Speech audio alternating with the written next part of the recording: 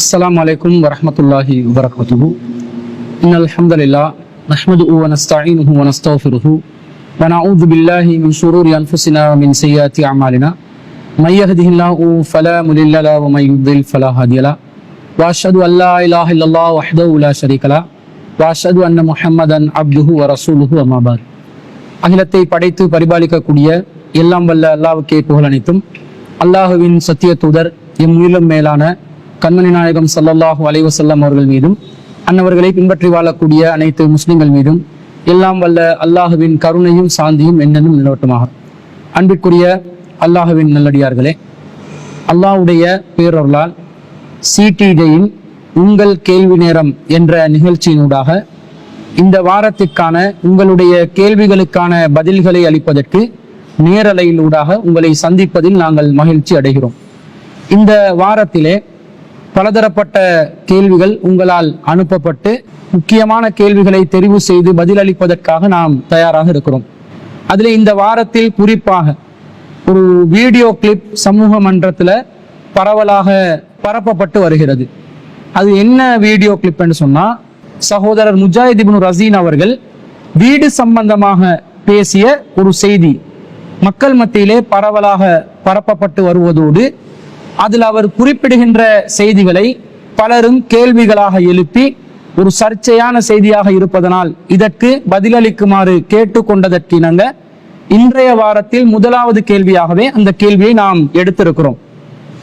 அந்த வீடியோ கிளிப்ல அவர் என்ன சொல்கிறார் என்று சொன்னா, ஒருவர் வீட்டை கட்டுவதற்காக, அது தன்னுடைய வீடாக இருந்தாலும் சரி, பிறருக்கு கட்டி கொடுக்கின்ற ஒரு வீடாக இருந்தாலும் சரி, ஒரு வீடொன்றை கட்டுவதற்காக ஒருவர் செலவழிப்பது இஸ்லாத்துல ஒரு நன்மையான காரியம் கிடையாது, அதுல எந்த ஒரு நன்மையும் பெற முடியாது என்று நபி ஸல்லல்லாஹு அலைஹி வஸல்லம் அவர்களே கூறியிருக்கிறார்கள் என்று ஒரு செய்தியை குறிப்பிட்டு ஹப்பாப் இப்னு அரத் ரலியல்லாஹு அன்ஹு அவர்கள் சொல்லக்கூடியதாக வரக்கூடிய ஒரு செய்தி, இன்னல் முஸ்லிம லா யூஜர ஃபீ குல்லி ஷைஇன் யுன்ஃபிகுஹு இல்லா ஃபீ ஷைஇன் யஜ்அலுஹு ஃபீ ஹாதா துராப். ஒரு முஸ்லிம் எந்த ஒரு காரியத்திற்கு செலவழித்தாலும் அல்லாஹ் அதற்கு நன்மை தராமல் இருக்க மாட்டான். இல்லா ஃபீ ஷைஇன் யஜ்அலுஹு ஃபீ ஹாதா துராப். இந்த மண்ணுக்காக செலவழிக்கின்ற இந்த விஷயங்களை தவிர இதற்காக அல்லாஹ் கூலி கொடுக்க மாட்டான். இதை தவிர எந்த காரியத்திற்காக ஒரு மூமின் செலவழித்தாலும் அல்லாஹ் நன்மையை தருவான் என்று சஹீஹுல் புகாரியிலே இடம்பெறக்கூடிய ஒரு செய்தியை அவர் குறிப்பிட்டு, எனவே வீடு கட்டுவதற்காக வேண்டி நாங்கள் செலவழித்தால் நமக்கு நன்மை கிடைக்காது, நம்முடைய தேவைக்கு செலவழித்தாலும் சரி, தேவையில்லாமல் செலவழித்தாலும் சரி, ஆடம்பரமாக செலவழித்தாலும் சரி, வசதிக்காக செலவழித்தாலும் சரி, எந்த நிலையில செலவழித்தாலும் வீட்டுக்கு செலவழிக்கிறதுக்கு நன்மை கிடைக்காது. அதே நேரத்துல நீங்க வாகனங்களுக்கு செலவழித்தாலும் அல்லாஹ் நன்மையை தருவான், நீங்க உணவுக்காக செலவழித்தாலும் அல்லாஹ் நன்மையை தருவான், வேறு தேவைகளுக்கு செலவழித்தாலும் அல்லாஹ் நன்மையை தருவான். ஆனா ரசூலுல்லாஹ் சொன்னதனால நீங்க வீட்டுக்கு மண்ணை பயன்படுத்தி கட்டக்கூடிய ஒரு வீட்டுக்கு நீங்க செலவழிக்கிறதுக்கு அல்லாஹ் நன்மையை தரப்போறது இல்லை, அப்ப வீணான காரியமா போயிருது என்ற ஒரு கருத்துல அவருடைய அந்த காணொளி காணப்படுகிறது. அந்த காணொளியில் அவர் பேசக்கூடிய முக்கியமான செய்திகளையும் நீங்கள் பார்க்கலாம். வீடு விஷயத்துல ரசூலுல்லாஹ் கொண்டு சொல்றாங்க, வீடு கட்டுற விஷயத்துல ரசூலுல்லாஹ் சொல்றாங்க, அதாவது ஒரு ஆதமுடைய மகன் செய்யக்கூடிய எல்லா விஷயத்திலும் அவனுக்கு கூலி உண்டு, இந்த மண்ணில் அவன் செலவழிப்பதை தவிர என்று ரசூலுல்லாஹ் சொல்றாங்க. இந்த மண்ணுக்கு அவன் செலவழிக்கிற தவிர மற்ற எல்லாத்துக்கும் கூலி உண்டுன்றாங்க. அதாவது சோறு சாப்பிட்றதுல, வாகனம் ஓட்டுறதுல, மத்தத்துல இதுல எல்லாம் நிறைய கூலி. இது இவன் வீடு கட்டினான்டா, அது தேவைக்கு கட்டினாலும் சரி, தேவையில்லாம கட்டினாலும் சரி, வசதியா கட்டினாலும் சரி, ஆடம்பரமா கட்டினாலும் சரி, அவனுக்கு கூலி இல்லை. நீங்க 2 மாடி வீடு கட்டுறீங்க, ஒரு சதம் உங்களுக்கு கூலி இல்லை. இதை விளங்கிக்கிறோம். ஹலாலான முறையில வீண் விரயங்கள் இல்லாம, ஆடம்பரங்கள் இல்லாம, டெக்கோர் இல்லாம வீடு கட்டுறீங்க, உங்களுக்கு ஒரு சதம் கூலி இல்லை. அப்ப நினைச்சு பாருங்க, இல்லா ஷைஉன் யஜ்அலுஹு ஃபித் துராப். இது வந்து அதாவது ஹப்பாப் ரலியல்லாஹு அறிவிக்கக்கூடிய ஒரு செய்தி இது, சரியா? அப்போ அந்த இந்த இதுல தவிர மத்த எல்லாமே என்ன கூலி உண்டு. இப்போ ஒரு வீடு நீங்க கட்டுறீங்க, ஒரு வீடு வந்து ஃபுல்லா கட்டுறீங்க, ஒரு வீண் விரையும் செய்யல, ஹலாலான இது, அதுல எல்லா விஷயம் செஞ்சாலும் ஒரு செங்கலுக்கு உங்களுக்கு கூலி இல்லை. அப்ப வாழ்க்கையில சம்பாதிச்ச 10 வருஷத்தை புதைக்கிறோம், 10 வருஷத்தை புதைச்சதுல எங்களுக்கு ஒரு சதம் கூலி இல்லைண்டா ஒரு முஸ்லீம் எப்படி யோசிக்கணும்? ஹராம் செய்யல, அவன் ஹராம் செய்யல, ஆனா அவனுக்கு கூலி வழங்கப்பட மாட்டாது என்று ரசூல் ஸல்லல்லாஹு அலைஹி வஸல்லம் சொல்றாங்க. அன்பிற்குரியவர்களே, அப்ப அவர் என்ன சொல்கிறார்? வீட்டுக்காக செலவழிப்பதனால உங்களுக்கு நன்மை கிடைக்காது. இப்ப எல்லா சகோதரர்களுக்கும் ஒரு சர்ச்சை ஏற்படுது. நாங்க ரொம்ப கஷ்டப்பட்டு ரொம்ப தியாகம் செஞ்சு, ஒரு சில சகோதரர்கள் வெளிநாடுகளில் பல வருடங்களாக இருந்து கொண்டு தன்னுடைய குடும்பங்களை விட்டெல்லாம் தூரமாக இருந்த வீட்டை கட்டுறதுக்காக பாடுபடுவாங்க. அப்ப இவ்வளவு கஷ்டப்பட்டு ஒரு 30-40 வருஷம் நாங்க உழைக்கிற உழைப்ப ஒரு வீட்டுக்காக வேண்டி நாங்க போடுறோமே, இதுல நன்மையே கிடைக்காதுன்னு சொன்னா ஒரு வீணான காரியத்துக்காக வேண்டியா நாங்க இவ்வளவு பாடுபடுறோம். அல்லது ஒருத்தர் உள்நாட்டிலே இருந்து அவர் சம்பாதிக்கின்ற சம்பாத்தியத்தை மிச்சம் பிடிச்சு தனக்கென்று ஒரு இல்லிடத்தை ஏற்படுத்திக் கொள்வதற்காக வேண்டி செலவழிக்கிறார். இப்படி செலவழிப்பதனால ஒரு நன்மையுமே கிடைக்காது என்று இருந்தால் இதுல இவ்வளவு மெனக்கெடுறது எந்த அளவுக்கு தேவை இருக்குது, வீணான காரியமா போயிருது என்றெல்லாம் மனசங்கடப்படுறாங்க. அப்ப இந்த சகோதரர் முஜாஹித் இப்னு ரஸீன் அவர்கள் சொல்லக்கூடிய விதத்தில் நபிகள் நாயகம் ஸல்லல்லாஹு அலைஹி வஸல்லம் அவர்கள் இப்படி வீடு கட்டுறத தடுத்து இருக்கிறாங்களா? வீடு கட்டுறதுக்கு எந்த நன்மையும் இல்லை என்று சொல்லி இருக்கிறார்களா? வீடு கட்டுவதற்காக பாடுபடுவது வீணான காரியம் போன்ற கருத்தில் நபி ஸல்லல்லாஹு அலைஹி வஸல்லம் அவர்கள் ஏதாவது சொல்லி இருக்கிறாங்களா என்பதை நாம் ஆய்வு செய்து பார்ப்பதற்கு கடமைப்பட்டிருக்கிறோம். இவர் குறிப்பிடும் செய்திக்கு செல்வதற்கு முன்பதாக திருக்குர்ஆனிலும் ஹதீசுகளிலும் வீடுகள் சம்பந்தமாக ஏராளமான செய்திகளை நாங்கள் பார்க்கிறோம்.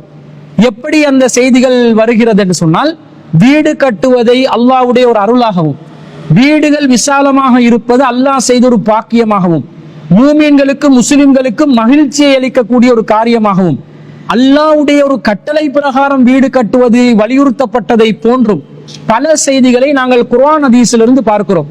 அப்ப அந்த செய்திகளை நாங்கள் ஒவ்வொன்றாக தனித்தனியாக பிரித்து ஆய்வு செய்து பார்க்கின்ற நேரத்துல வீடு கட்டுவதனால் நமக்கு ஒரு நன்மையே கிடைக்காது என்ற கருத்து பெற முடியாததாக இருக்கிறது.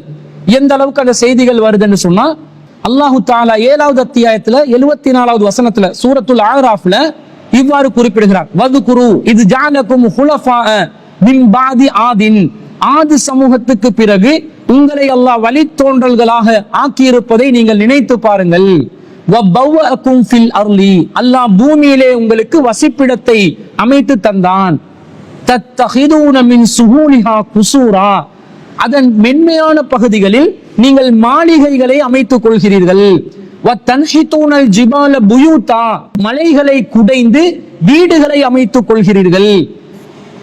ஃபதுகுரு ஆலா அல்லாஹி, அல்லாஹ் உங்களுக்கு செய்த அருட்கொடைகளை நீங்கள் நினைத்து பாருங்கள். வலா தஸௌ ஃபில் அர்லி முஃப்ஸிதீன், பூமியிலே வரம்பு மீறி குழப்பம் செய்து திரியாதீர்கள் என்று அல்லாஹ் தஆலா இந்த வசனத்துல சொல்றான். அப்ப அல்லாஹ் தஆலா ஆது சமூகத்துக்கு பிறகு வந்த சமூது சமூகம் மலைகளை குடைந்து வீடுகளை அமைத்து கொண்டு வாழ்ந்ததாகவும், பூமியிலே மென்மையான பகுதிகளில் பெரிய மாளிகைகளை அமைத்து வாழ்ந்ததாகவும் அல்லாஹ் சொல்கிறான். இது அல்லாஹ் சொல்லிட்டு அல்லாஹ் என்ன சொல்றான்? ஃபதுகுரு ஆலா அல்லாஹ், அல்லாஹ்வுடைய அருட்கொடைகளை நீங்கள் நினைத்து பாருங்கள், அல்லாஹ் செய்த பாக்கியங்களை நினைத்து பாருங்கள் என்று அல்லாஹ் சொல்றான். இப்போ வீடு கட்டுவது, வீடொன்று விசாலமாக அமைப்பது, ஒரு மாளிகையை அமைப்பது என்பது அல்லாஹ் மனிதர்களுக்கு செய்கின்ற ஒரு பாக்கியமாக அல்லாஹ் சொல்கிறான். எது அல்லாஹ்வுடைய பாக்கியத்தில் உள்ள ஒரு காரியமாக இருக்குமோ அதற்காக செலவழிப்பது மார்க்கம் நன்மை பெற்று தராத ஒரு காரியமாக சொல்லுமா? நாங்கள் சிந்திக்கணுமா இல்லையா? எல்லாடு அருட்கொடைன்னு அல்லாஹ் சொல்றான். அந்த அருட்கொடைக்காக ஒருத்தர் செலவழிக்கிறார், அந்த அருளை பெறுவதற்காக வேண்டி ஒருத்தர் முயற்சி செய்தால் அதுக்கு நன்மை கிடைக்காது என்று சொல்லலாமா? நன்மை கிடைக்கும் என்பதனால்தான் அல்லாஹ் அருள் என்று சொல்கிறான். அப்போ வீடு என்பது அல்லாஹ்வுடைய அருள் என்றால், அல்லாஹ் செய்த ஒரு நிஅமத் என்றால், அதற்காக நாங்கள் செலவழிக்கிறது எப்படி நன்மை பெற்று தராது என்று வரும் என்பதை நாங்கள் சிந்திக்க வேண்டும். அடுத்ததாக அல்லாஹ் தஆலா 25வது அத்தியாயத்துல 10வது வசனத்துல எப்படி சொல்றாருன்னா, தபாரக்கல்லதி இன்ஷா ஜஅல லக கைரம் மின் தாலிக, அல்லாஹ் நாடினால் பாக்கியமான இறைவன் நபியே உங்களுக்கு இதைவிட சிறந்த செல்வங்களை உங்களுக்கு வழங்கக்கூடும். ஜன்னாத்தின் தஜ்ரி மின் தஹ்திஹல் அன்ஹார், கீழே ஆறுகள் ஓடுகின்ற சொர்க்கச்சோலைகளை அல்லாஹ் உங்களுக்கு அமைத்து தருவான். வயஜ்அல் லக குசூரா, உங்களுக்கு மாளிகைகளையும் அல்லாஹ் அமைத்து தருவான் என்று அல்லாஹ் தஆலா திருக்குர்ஆன்ல சொல்றார். இந்த வசனத்துல அல்லாஹ் ஏன் இப்படி சொல்கிறார் என்றால், இந்த வசனத்துக்கு முன்புள்ள வசனங்கள் அதை வாசிச்சு பார்த்தா விளங்கும். அதுல அல்லாஹ் என்ன சொல்றான்? அல்லாஹ்வின் தூதர் ஸல்லல்லாஹு அலைஹி வஸல்லம் அவர்கள் காஃபிர்களுக்கு மார்க்கத்தை எடுத்து சொல்லும் போது அவங்க என்ன கேட்டாங்க? இது என்ன தூதர்? யகுலு தஆம், உணவு உண்ணுகிறார், வயம்சி ஃபில் அஸ்வாக், கடை வீதிகளில் நடமாடுகிறார். இப்படி இவர் சாதாரண நம்மளை போலவே இருக்கும் பொழுது இவரை எப்படி நாங்கள் தூதராக ஏற்றுக்கொள்ளலாம் என்று சொல்லி, உங்களை தூதரா நாங்க ஏற்றுக்கொள்றதா இருந்தா வானத்திலிருந்து ஒரு வானவர் உங்களோடு வந்து உங்களுடன் சேர்ந்து நமக்கு எச்சரிக்கை செய்ய வேண்டும், அல்லது உங்களுக்கு ஒரு விசாலமான தோட்டம் இருக்க வேண்டும், அதிலே அல்லாஹ்வுடைய கருவூலங்கள் புதையல்கள் இருக்க வேண்டும், அதை எல்லாத்தையும் நீங்க காட்டினாதான் நீங்க இறைவனுடைய தூதர் என்று நாங்க நம்புவோம் என்று மக்கத்து காஃபிர்கள் சொன்னார்கள். அப்ப அல்லாஹ் என்ன சொல்றான்? அல்லாஹ்க்கு இது பெரிய விஷயமா?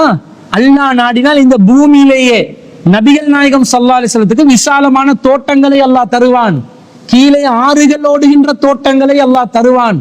இன்னும் சொல்ல போனால் நபிகள் நாயகத்துக்கு அல்லாஹ் மாளிகைகளையும் ஏற்படுத்தி கொடுப்பான். அப்ப அல்லாஹ் தஆலா ஒரு மாளிகையை ஏற்படுத்தி கொடுப்பது அல்லாஹ் புறத்திலிருந்து நடக்கக்கூடிய ஒரு காரியமாக, ஒரு நல்ல விஷயமாக அல்லாஹ் சொல்வது இந்த வசனத்திலிருந்து நாங்கள் விளங்கிக் கொள்கிறோம். எதை அல்லாஹ் நல்ல விஷயமா சொன்னானோ அதற்கு நாங்கள் செலவழிப்பது நன்மையை பெற்று தராதா? அது நமக்கு ஒரு வீணான காரியம் போல ஒரு நிலையில வந்து நிக்குமா என்பதை நாங்கள் சிந்தித்து பார்க்க வேண்டும். நபிகள் நாயகத்துக்கு அல்லாஹ் நாடினால் ஒரு மாளிகையை ஏற்படுத்தி கொடுப்பான் என்றான் அல்லாஹ். அப்ப அது அல்லாஹ் புறத்திலிருந்து வரக்கூடிய ஒரு அருளா இல்லையா? அந்த அருள் அல்லாஹ்வுடைய ஒரு நியமத்தாக வரும் பொழுது அந்த நியமத்துக்காக வேண்டி ஒருவர் பாடுபடுகிறார், அதை அடைந்து கொள்வதற்காக வேண்டி ஒருவர் முயற்சி செய்கிறார். அப்போது அந்த காரியம் எப்படி ஒரு நன்மையான காரியம் இல்லை என்றாகும்? இதை நாங்கள் சிந்திக்க வேண்டும். அடுத்ததாக பாருங்கள், மூசா நபி அலைஹிஸ்ஸலாத்துக்கு அல்லாஹ் ரப்புல் ஆலமீன் அவருடைய சமூகமான பனு இஸ்ரவேலர்கள் அவங்களுடைய அந்த வீடு கிராம கட்டமைப்பு எப்படி வர வேண்டும், அந்த மிஸ்ரு தேசத்துடைய நாகரீகம் எப்படி உருவாக வேண்டும் என்பதை இறை தூதர் மூசா அலைஹிஸ்ஸலாம் அவர்கள் மூலமாக அல்லாஹ் கற்றுக் கொடுக்கிறார். அதை பத்தி அல்லாஹ் சூரத்து யூனுஸ்ல 10வது அத்தியாயம் 87வது வசனத்துல சொல்லும் போது, இலா மூசா வ அஹீஹி, நாம் மூசாவுக்கும் அவருடைய சகோதரன் ஹாரூனுக்கும் கட்டளையிட்டோம், அன் தபவ்வஅ லிகௌமிகுமா பிமிஸ்ர புயூதன், அவர்கள் தங்களுடைய சமூகத்திற்கு மிஸ்ரு தேசத்தில் வீடுகளை அமைத்துக் கொள்ள வேண்டும், எகிப்து நகரில் வீடுகளை அமைத்துக் கொள்ள வேண்டும் என்று கட்டளையிட்டோம். வஜஅலு புயூதக்கும் கிப்லத்தன், அந்த வீடுகளை எதிர்நோக்கு நிற்கக்கூடிய நிலையில் அமைத்துக் கொள்ள வேண்டும் என்று நாம் அந்த மூசா அலைஹிஸ்ஸலாம் அவர்களுக்கும் ஹாரூன் அலைஹிஸ்ஸலாம் அவர்களுக்கும் கட்டளையிட்டோம் என்று அல்லாஹ் சொல்கிறான். அப்ப ஒரு நபி ஒரு சமூகத்தை உருவாக்குகிறார், அந்த சமூகத்தின் நாகரீகத்தை உருவாக்குகிறார். அந்த நாகரீகத்தை உருவாக்குகின்ற முறையையும் அல்லாஹ் தஆலா வஹீ மூலமாக அறிவித்து கொடுக்கிறார். அதுல முக்கியமான ஒன்றுதான், ஒரு நாகரீகம் உருவாகுவதற்கு அடிப்படையான அம்சம்தான் வீடு என்பது. அந்த வீடுகள் எந்த வடிவத்தில் அமைய வேண்டும், எந்த நாகரீக முறையில் அமையணும் என்பதையும், மிஸ்ரு தேசத்துல எப்படி அந்த வீடுகளை அமைத்துக் கொள்ள வேண்டும் என்பதையும் அல்லாஹ் தஆலா மூசா அலைஹிஸ்ஸலாம் அவர்கள் ஊடாக அந்த சமூகத்துக்கு கற்றுக் கொடுக்கிறார். வீடு கட்டுவது அல்லாஹ்வுடைய கட்டளையின் ஊடாக வரக்கூடிய ஒரு அம்சமாக இந்த வசனம் நமக்கு காட்டுதா இல்லையா? எது அல்லாஹ்வுடைய கட்டளை மூலம் வந்ததோ அந்த கட்டளைக்காக வேண்டி ஒருவர் பாடுபடுவது நன்மையை தராதா? அதுல பாடுபட்டு அதுக்காக முயற்சி செய்தால் அவருக்கு மறுமையில் அதனூடாக ஈடேற்றம் அடைந்து கொள்ள முடியாதா? இன்னும் சொல்ல போனால் அந்த வசனத்தில் தொடர்ச்சியாக அல்லாஹ் சொல்லும்போது அகீமுஸ் ஸலாத்த, தொழுகையை நிலைநாட்டுங்கள் என்று அல்லாஹ் சொல்றான். வபஸ்ஸிரில் முஃமினீன், மூமின்களுக்கு நற்செய்தி சொல்லுங்கள் என்றான். அப்போ ஒரு வீடுகளை அழகா அமைத்து தொழுகைகளையும் நிலைநாட்டுவது அல்லாஹ் புறத்திலிருந்து வரக்கூடிய ஒரு நற்செய்தியாக அல்லாஹ் சொல்லுகின்ற நேரத்தில், தொழுகையை நிலைநாட்டுமாறு சொல்லுகின்ற கட்டளைக்கு முன்பதாகவே வீடுகளை இப்படி அமைத்துக் கொள்ளுங்கள் என்று அல்லாஹ் கட்டளையிடுவதன் ஊடாக வீடு கட்டி கொள்வது என்பது அல்லாஹ்வுடைய கட்டளை பிரகாரம் நிகழக்கூடிய ஒரு அம்சமாக முன் சென்ற சமூகத்திலிருந்து ஒரு முன்மாதிரியாக நாங்கள் பெற்றுக்கொள்கிறோமா இல்லையா? அப்ப வீடு கட்டுவது என்பது, அதற்காக பாடுபடுவது என்பது ஒரு வீணான நிலையில் உள்ள ஒன்று அல்ல, நன்மை பெற்றுத்தராத நிலையில் இருக்கக்கூடிய ஒன்று அல்ல என்பதை இந்த வசனத்தின் ஊடாகவும் நாங்கள் புரிந்து கொள்கிறோம். இன்னும் சொல்ல போனால் அல்லாஹ் தஆலா மிக முக்கியமான ஒரு அம்சத்தை சொல்றார். சூரத்துன் நஹ்ல் 16வது அத்தியாயத்துல 80வது வசனத்துல அல்லாஹ் சொல்றான், வல்லாஹு ஜஅல லக்கும் மின் புயூத்திக்கும் சகனா, அல்லாஹ் தான் உங்களுடைய வீடுகளில் உங்களுக்கு அமைதியை ஏற்படுத்தினான். வஜஅல லக்கும் மின் ஜுலூதில் அன்ஆமி புயூதன் தஸ்தஹிஃபூனஹா, அல்லாஹ் கால்நடைகளில் தோள்களில் இருந்து உங்களுக்கு கூடாரங்களையும் ஏற்படுத்தி இருக்கிறான் என்று அல்லாஹ் தஆலா திருக்குர்ஆன்ல 16வது அத்தியாயம் சூரத்துன் நஹ்ல்ல 80வது வசனத்தில் அல்லாஹ் சொல்கிறார். அப்ப இந்த வீடுகளை அல்லாஹ் அமைத்து தந்ததை அல்லாஹ் தாலா அல்லாஹ்விடமிருந்து ஏற்பட்ட ஒரு அருட்கொடையாக அல்லாஹ் சொல்கிறான். அல்லாஹ் தான் அதை ஏற்படுத்தி தந்ததாக அல்லாஹ் சொல்கிறான். எதை அல்லாஹ் ஏற்படுத்தி தருகிறானோ அதுல நாங்க முயற்சி செய்தால் நமக்கு நன்மை கிடைக்காதா? அதற்காக நாங்கள் பாடுபட்டால் நமக்கு கூலி கிடைக்காதா? இதை சிந்தித்து பார்க்க வேண்டும். இன்னும் சொல்ல போனால் வீடுகள்ல அல்லாஹ் நமக்கு அமைதியை தருகிறான். சக்கீனத் என்று சொல்லக்கூடிய இந்த அமைதி அல்லாஹ்விடம் இருந்து வீடுகள்ல தான் நமக்கு ஏற்படுதாம். அல்லாஹ்வுடைய அமைதியை பெற்றுக்கொள்வதற்காக நாங்கள் ஒரு இல்லத்தை எழுப்பினான். அல்லாஹ்வுடைய சக்கீனத்தை பெற்றுக்கொள்வதற்காக வேண்டி ஒரு இல்லத்துக்காக நாங்கள் முயற்சி செய்வது நன்மை பெற்றுத்தராது என்ற கருத்து எப்படி வரும்? அடுத்த வசனத்துல, அதே சூரத்துன் நஹ்ல்ல அடுத்த வசனத்துல அல்லாஹ் சொல்கிறான், வல்லாஹு ஜஅல லக்கும் மிம்மா ஹலக லிலாலன். அல்லாஹ் படைத்தவற்றிலிருந்து நிழல்களை ஏற்படுத்துகிறான். வஜஅல லக்கும் மினல் ஜிபாலி அக்னானன். மலைகளில் உங்களுக்காக குகைகளையும் அல்லாஹ் ஏற்படுத்தியதாக அந்த வசனத்தில் அல்லாஹ் சொல்கிறார். மலைகள்ல ஆரம்ப கால மனிதர்கள் குகைகளை அமைத்துக் கொண்டு வாழ்ந்தார்கள். ஆரம்ப கால மக்களுடைய இருப்பிடமாகவும் குகைகள் இருந்தன. ஆரம்ப காலத்துல ஆன்மீக ரீதியான வழிபாட்டு தலங்களுக்காகவும் குகைகளை மக்கள் பயன்படுத்தி கொண்டார்கள். அப்ப மக்கள் வசிப்பிடமாக குகைகளை, மலைகளை குடைந்து குகைகளை அமைத்து கொண்டு வாழ்ந்தார்களே, இது அல்லாஹ் ஏற்படுத்தி தந்ததாக அல்லாஹ் சொல்கிறான். அப்ப இதுல எல்லாம் நாங்க முயற்சி செஞ்சு நாங்க ஒரு வீடு அமைத்துக் கொண்டால், ஒரு மலையை குடைந்து குகையை அமைத்துக் கொண்டால், இதுல எல்லாம் நமக்கு எந்த ஒரு நன்மையும் கிடைக்காது என்பது இந்த வசனங்களுக்கு மாற்றமான கருத்தாக இருப்பதை பார்க்கிறோம். இன்னும் சொல்ல போனா அல்லாஹ் 24வது அத்தியாயத்துல சூரத்துன் நூர்ல 36வது வசனத்துல என்ன சொல்கிறான்? ஃபீ புயூத்தின் அதினல்லாஹு அன் துர்ஃபஅ. இல்லங்கள் உயர்த்தப்படுவதை அல்லாஹ் அனுமதிக்கின்றான் என்று அல்லாஹ் சொல்கிறான். இந்த வசனம் பொதுவாக இல்லங்கள் சம்பந்தமாக பேசுகிறது. இதை நாங்கள் பள்ளிவாசலுக்குரியதாகவும் நாங்கள் அதனுடைய அடுத்த தொடரை பார்க்கும் போது கருத்தாக எடுத்துக்கொள்ளலாம். ஆனா பொதுவாக இங்க பயன்படுத்தப்பட்ட வார்த்தை என்ன? புயூத் என்று அல்லாஹ் சொல்கிறான், வீடுகள் என்று அல்லாஹ் சொல்கிறான். வீடுகளை உயர்த்தி கட்டுவதை, அதை விசாலமாக கட்டுவதை, நமக்கு தேவையான அளவு வசதியான முறையில கட்டுவதை அல்லாஹ் தஆலா நமக்கு அனுமதிக்கிறான் என்றது இதிலிருந்து நமக்கு விளங்குதா இல்லையா? இதே போன்ற இந்த வீடுகளுடைய அடிப்படையில் இறைவனை வணங்குவதற்காக கட்டப்படுகின்ற வீடு பள்ளிவாசல். அந்த பள்ளிவாசல்கள் நீங்க என்ன செய்யலாம்? உயர்த்தலாம், அதை நீங்கள் விசாலமா வச்சு கொள்ளலாம், கட்டி கொள்ளலாம் என்று அல்லாஹ் தஆலா நமக்கு அனுமதி தந்திருப்பதை நாங்கள் பார்க்கிறோம். அதே போன்று அல்லாஹ் தஆலா திருக்குர்ஆன்ல 9வது அத்தியாயத்தில் 24வது வசனத்தில் அல்லாஹ் என்ன சொல்கிறான் என்றால், மக்கள் விரும்பக்கூடிய விஷயங்களை பற்றி அல்லாஹ் பேசுகின்ற நேரத்துல வமசாகினு தர்லவுனஹா, நீங்கள் திருப்தி அடையக்கூடிய வீடுகள் என்ற வார்த்தையை அல்லாஹ் பயன்படுத்துறான்.